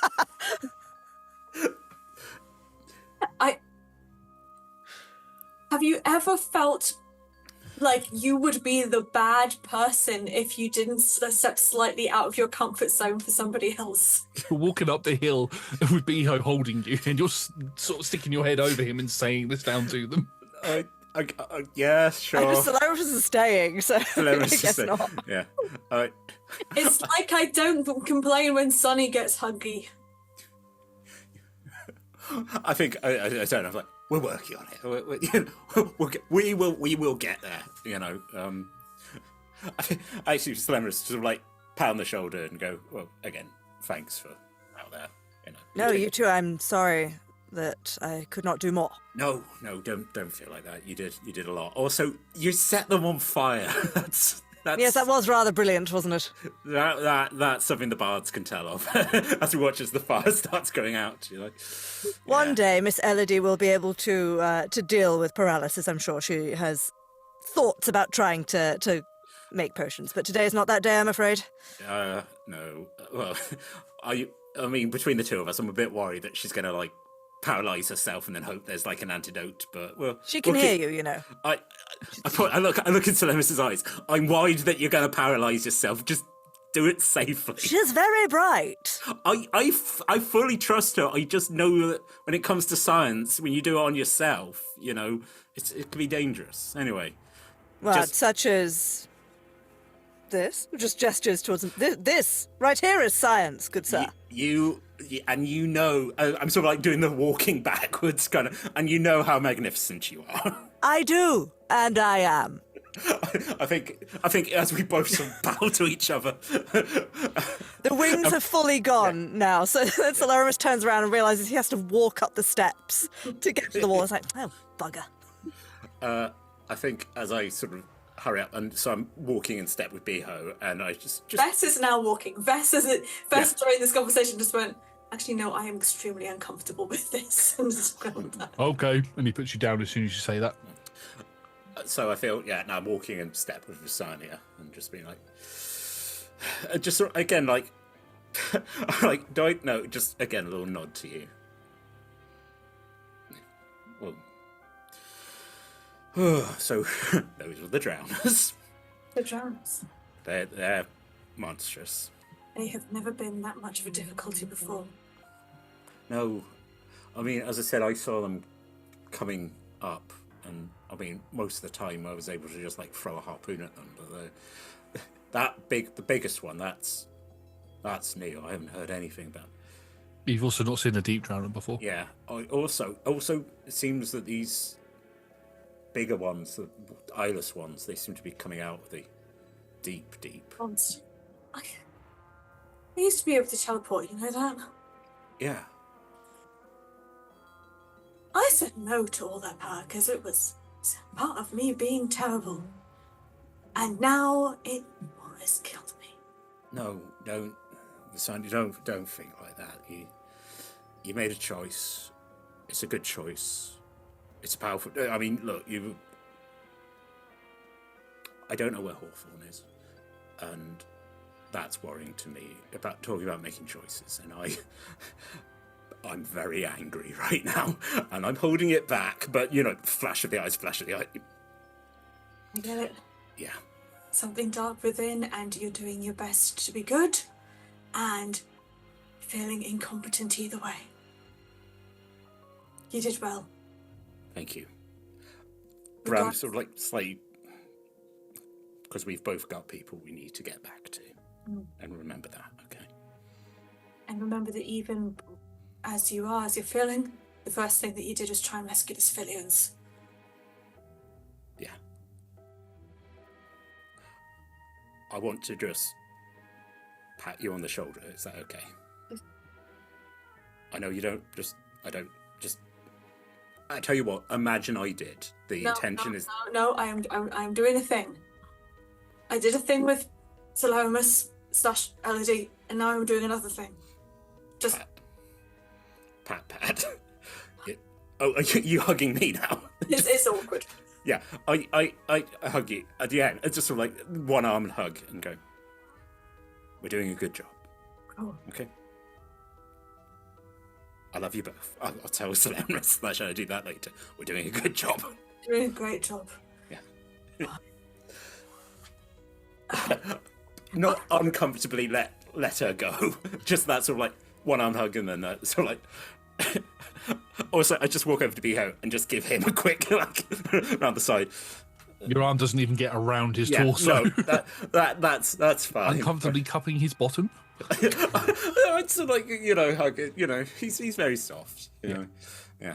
Again, thanks for that, Beho. That's appreciated. Okay. Yeah.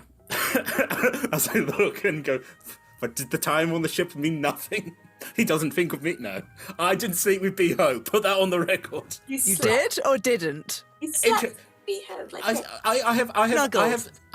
I have snuggled with Beho. We have done the like sitting watch on the deck, leaning into each other. It's a look. I think friends safe. Yeah. On the ship. Yeah. No. Yeah. Oh, Will says, it's the captain. You know, he's the crew. You know how good they are, and we'll get them. I'm glad you're here, Beho. I'm glad you. I know it's probably not your thing, but I'm glad you're here. Same. Little fist bump. His fist is the size. It's bigger than your head, but yeah. No, just. Let's go get healed. The three of you plus this hero figure make your way up the ramp, up the slope to get to where the lighthouse is. As you approach, you can see on the left-hand side there is a sort of small pondish lake type thing, and you can see that there is a bunch of wooden contraptions, sort of almost like a crane system that's built over it, and it's got buckets and buckets of water that are dipping into it, and it's like a washing line that's going off into the building. So it's like some technology has been used here, and they're sort of getting the water to keep water flowing within the lighthouse itself. Lighthouse is one large lighthouse building with a house attached to it, and then attached to that is a rather large tent that looks like it has been really heavily fortified into the ground, and you can see from it as it's open a little bit, there are beds that are also embedded into the ground. It's sort of like an infirmary sort of area where you can go to get healed, and this is where Hero is taking you to. And as the three of you enter into the tent, Celerimus, what are you doing as you stay at the bottom? We'll have headed up to the battlements alongside all of the other villagers, and would have been mixed between whatever looked the most useful, either just firing, or if there's anyone who looked like they're trying their darndest but they've not really been trained, we'll have been giving them like quick hot tips. I think the quick hot tips is probably the thing that happens, because a lot of these people aren't that trained when it comes to archery, so you see a lot of bad form in their stances and things. And with don't actually put the bowstring next to your face. They only do that in films. No, what films? In plays. Look to the camera. I know about films. I know a lot of things. I would say though, if there are spells which can record images and remove images, and once it can source sound, I think that you could have like very short, simple films, like Vines. Yeah, that's true. 6 seconds. Yeah. Maybe not where we live, but maybe where you're from. Yeah, probably. There is a TikTok in this world, which is just an automaton who's like, "Let me show you a joke." Yeah, there's all sorts of technology where you're from, you know. So. Yeah, we'll be slapping guidance on them. I've got a mage hand that can help them aim. Yeah, and with that, and you sort of help them teach them to get a bit better at their aiming, and they shoot over at the drowners, and eventually no more drowners appear after quite a bit of time. Some of the ones that were closest to the battlements are killed by rain of arrow, and then the ones that were on fire basically fled back into the sea and disappeared. The Golden Maiden, you watch as that completely sailed off and is now out of view. And which way is it going? It's going north towards Grimport. Right. Okay. But that was the plan. It was in an emergency. They would actually leave, and not just like kind of go away a bit and circle back round. They've not stayed to see if we actually survive. Yeah. Well, they waited for. They got the signal from Beho to say that you were all safe. That was the signal that he gave. So they've now carried on sailing because it was too dangerous for them to stay. Because the plan was for them to stay for at least a day while you got settled, and then they were going to carry on to Grimport to make their delivery, and then come back and get you on the way back. Right. How long is that going to take? Just another 2 weeks for them to get to Grimport, and then 2 weeks to get back. Okay, we're here for a while. You're going to be there for a while, yes. Oof. And then another week to get back down to Merkstead. Did we pack enough socks? This is just. I thought we were going to go for like a week. Yeah. Well, if the ship had stayed, you probably could have persuaded the captain to take you back to Merkstead before they then sailed back up. That's very inefficient. It's very inefficient, but I would have doubted it's not like he uses fuel or anything. No, but time is money, Josh. This is true. Especially depending on what the cargo is. If that's going to need to be there within the... Yeah. Yeah. Is it perishable? Very perishable, but no, it's not. But yeah, it's this raw meat. it probably takes about 30 minutes for you to clear the rest of the beach. So at that point, we move back to the tent. As all of you can make your way up there as well if you want to, Slarimus. Once that time's over, everybody, by the time you get up there, everybody's been sort of put into their own little cubicle area, quite close to each other, so you can still have conversations and things. And you've got a couple of nurses, basically, who are moving around and are tending to your wounds, as well as some of the wounds of some others that were already in there. And Pat, who was the civilian who was injured on the beach before, comes in having just finished on the battlements and gets seen to as well. So you're now all within that tent area, and Hira looks over all of you. Right, so I mean, I appreciate all of your help, but why have you come to Marlais Rest? What brings you all here?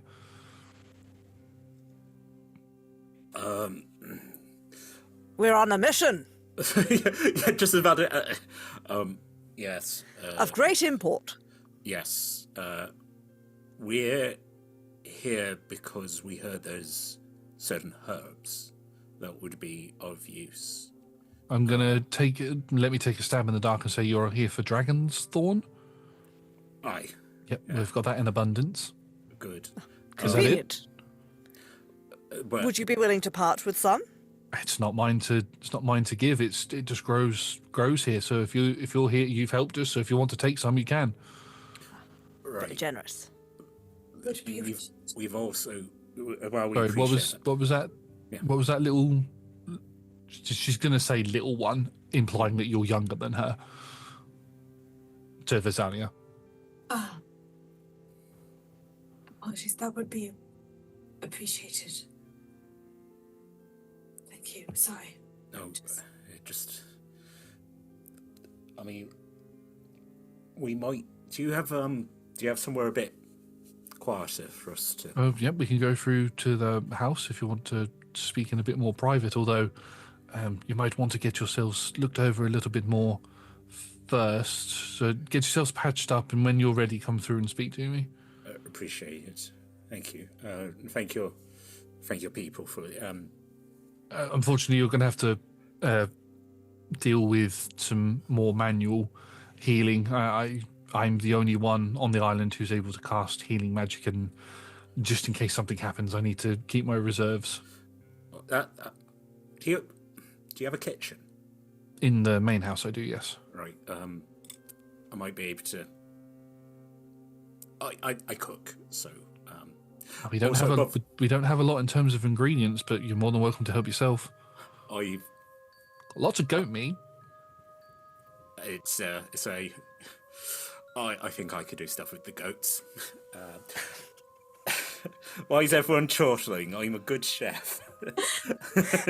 There's no good way I can put it. Clip it, take it out of context, play it every single time a goat is mentioned from now on. At the D20 club, and give it it goes to Tom. I can do things with goats. Also, I think I've got a thing as part of being a wanderer. I can also find things in the wild. So I think basically the other thing I'm doing is because as a chef, if we're taking a short rest, I can add an extra D8. Everyone who eats my food gets an extra D8 of healing. So nice. I think Brahm is. I mean, while Brahm might want to be the part of this conversation, is also being going into okay, there's a good number of people maybe having experience with Rodney as well, where better kitchen, better supplies, but also being cool. Also, it's also very good to get to know people working in the kitchen and being so what the vibes? You good? So if we're taking a short rest, if you eat my food, add an extra D8 with your hit points. Awesome. Before you leave, wait, if there's goats, I'm just going to dig into the depths of one of her pouches and just bring out a small spice pack. Okay, I don't know. It grows back home. We have it a lot. It's one of the things. It goes really well with goats. I'd give it a sniff. It's spicy. Yeah. Can I do some sort of check to go, do I know what this spice is? You can indeed. What would Nature? you suggest? Nature techniques. Nature, that's fine. No, actually, that's good. That's a 15. What type of spice is it? I'm like, I want to say like a long pepper that maybe. So, but kind of a mix between a long pepper and picking a bit of like. Is it? I'm making up a new spice. So it's between a long pepper, a cardamom, and nutmeg. Yeah, it's got the nickname of goat pepper because it goes so perfectly with goat. The benefit is it grows everywhere and even like rather soil, so everyone's kind of got a little and it doesn't take up much space and it gives a lot of like spice to its bark. And this isn't like expensive stuff. It's not like, but it's enough for you to be able to. It's expensive anywhere that's not in the Imperium. Right. I'd also sort of say, using that where I kind of go, right, okay. I also, because I know with the Imperium, with goats and sort of like, where I'm like, yeah. He was about to say, oh, a little taste of home, but then was like, probably doesn't want to think about home, and I just sort of like, yeah, we can make some good stuff with this. Thank much appreciated.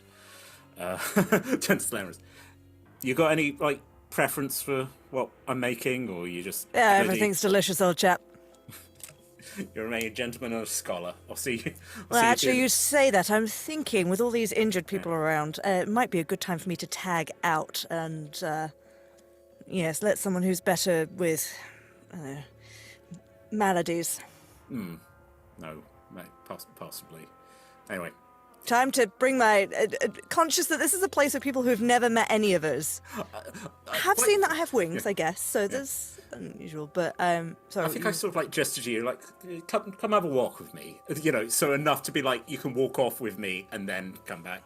Sort of. I shall let my twin sister know to come and help with the injured. What fortune to have such a collection of people here in our crew. Walk off. And then, Vesenia, are you staying in that room? Okay. Am I supposed to go? Just like, I'm like, do we stay here or I do not? What's the etiquette on this? are you just sitting in like a chair? The host sits in a bed next to you and is like, stay, heal. Bed buckles. Oh, big. broke. Mending. Roll's not supposed to be. He points at it and goes, Brahm. Moves away. Oh, I love him.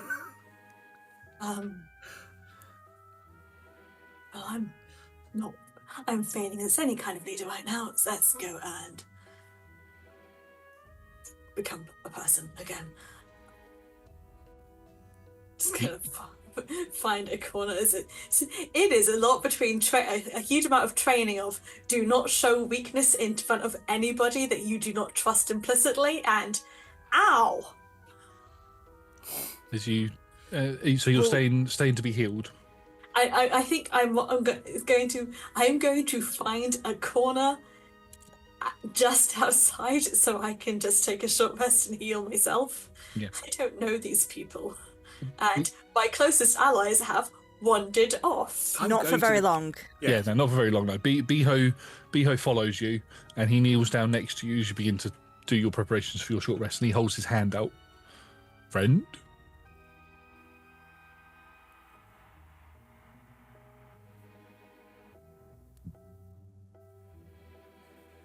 I say no.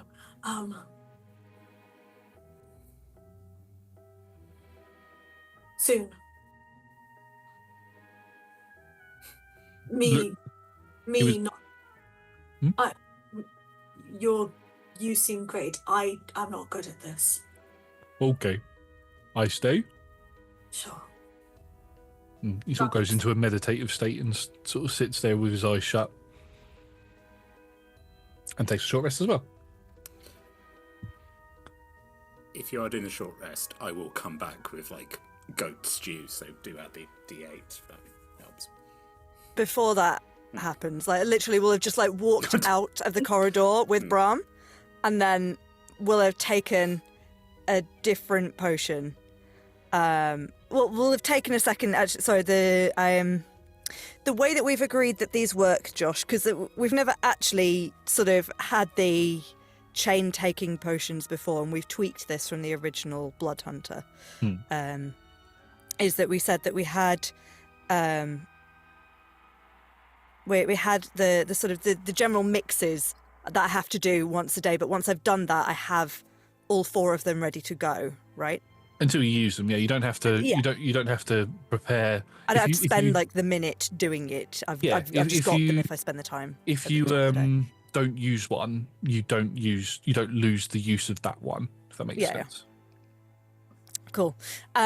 So we'll shot another potion, and there'll just be a brief like flicker of Elodie back again, before her posture just sort of hunches slightly.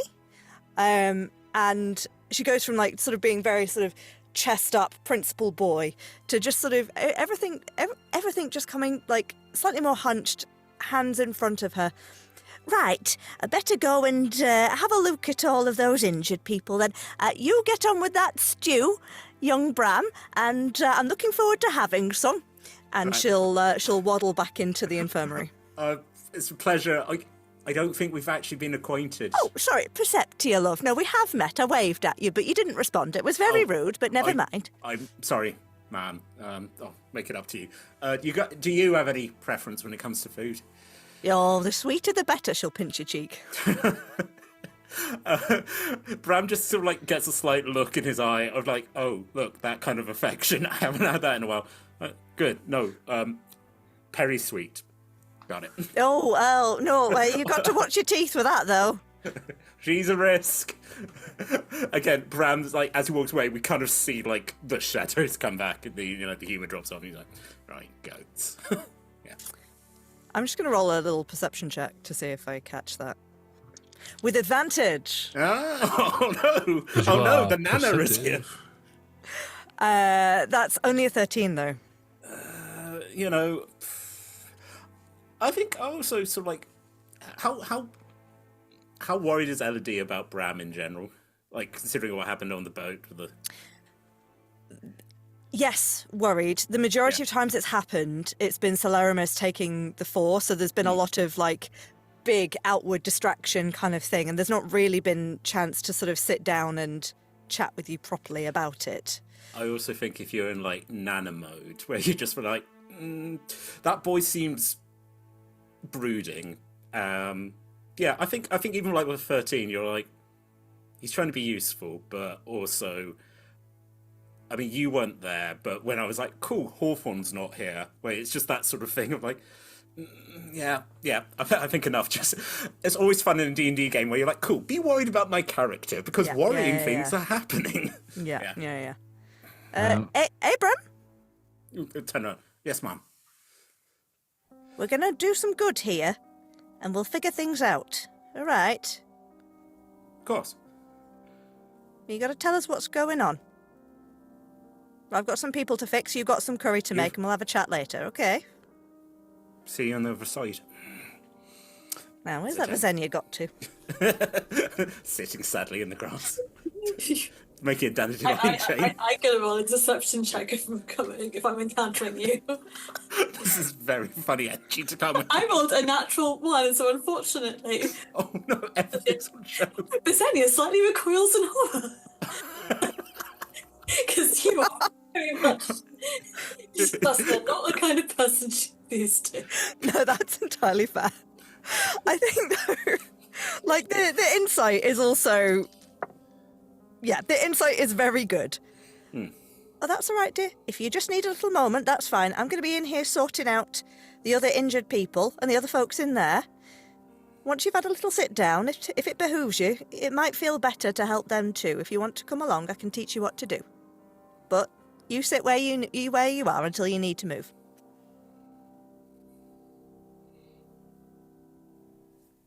And give Beho a little scritch from now and again, because the fur is very comforting. Apologise. I had not been prepared. This is a me problem. Oh, sorry, yes, Preceptia. We have met, but not properly, yes. It is good to make your acquaintance. I apologise if I will be slower to engage with the same sense of familiarity with you as I have with your... No, that is quite right, quite understandable. We are sort of the same person, but I appreciate it all feels very different. Whether you were there continuously, just... I'm not quite sure how it works, but... Yeah. Apologies. You've had a big day, love. Sit down, we'll have a chat later.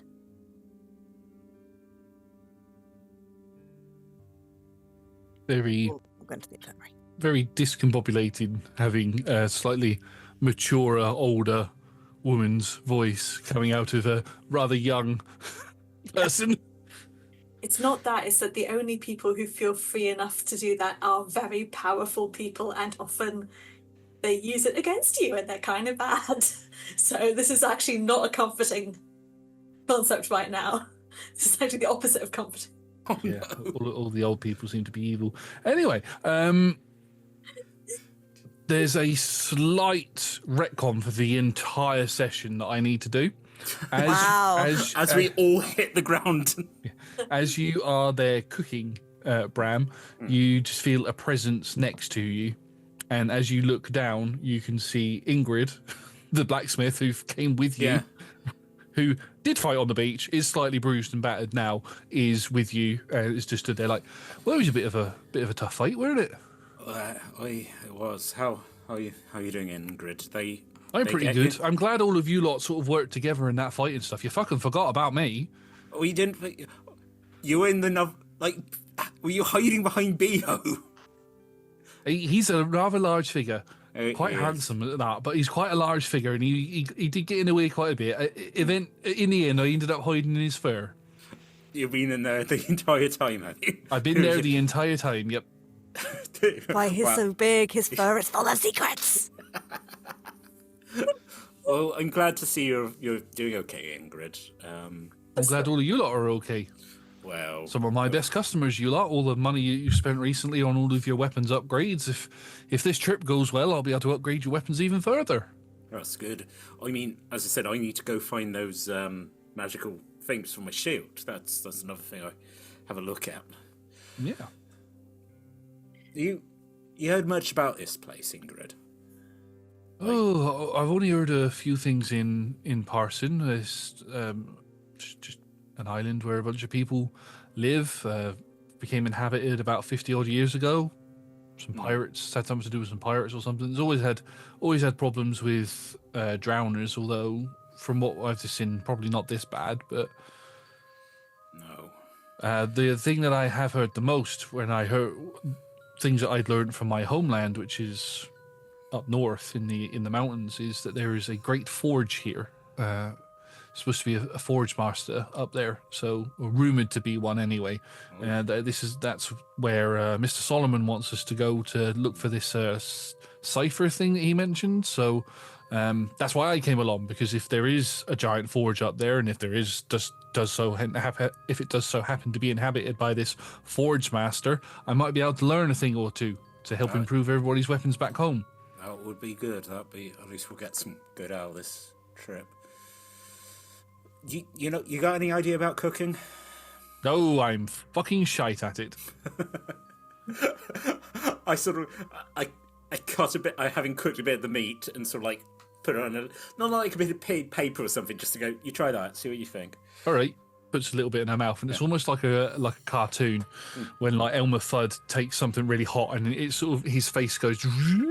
Her face goes really, really red, and it's almost like steam starts pouring out of her ears. Spice, don't do spice. I don't do spice. Oh. Don't ready. I smell goat. Come on, come in. I also cut the meat. See if that's up. I tried to sort of crumble it. It's good. Yeah. In the background, you just see Ingrid run over to one of the buckets that's sort of coming in through the wall, and she just picks it up and just dunks her head in it. How are you doing, Ingrid? Are you recovering? That blow took you like halfway across the beach, I swear. It was really, really blood, but I'm feeling fine now. You were so out of it for the bits I saw you. I'm glad you're feeling better. She's been here the entire time. Yes, I know. I saw her. She was knocked across the beach and then very much out of it. Like, We don't talk about that, and don't mention it to any of the other sparrows. that's. Oh, wouldn't dare. I almost died. We were all taken by surprise by how big things were. This place is insane. Perceptia is terrifying, and. Well, I mean, terrifying is a strong word. She's very.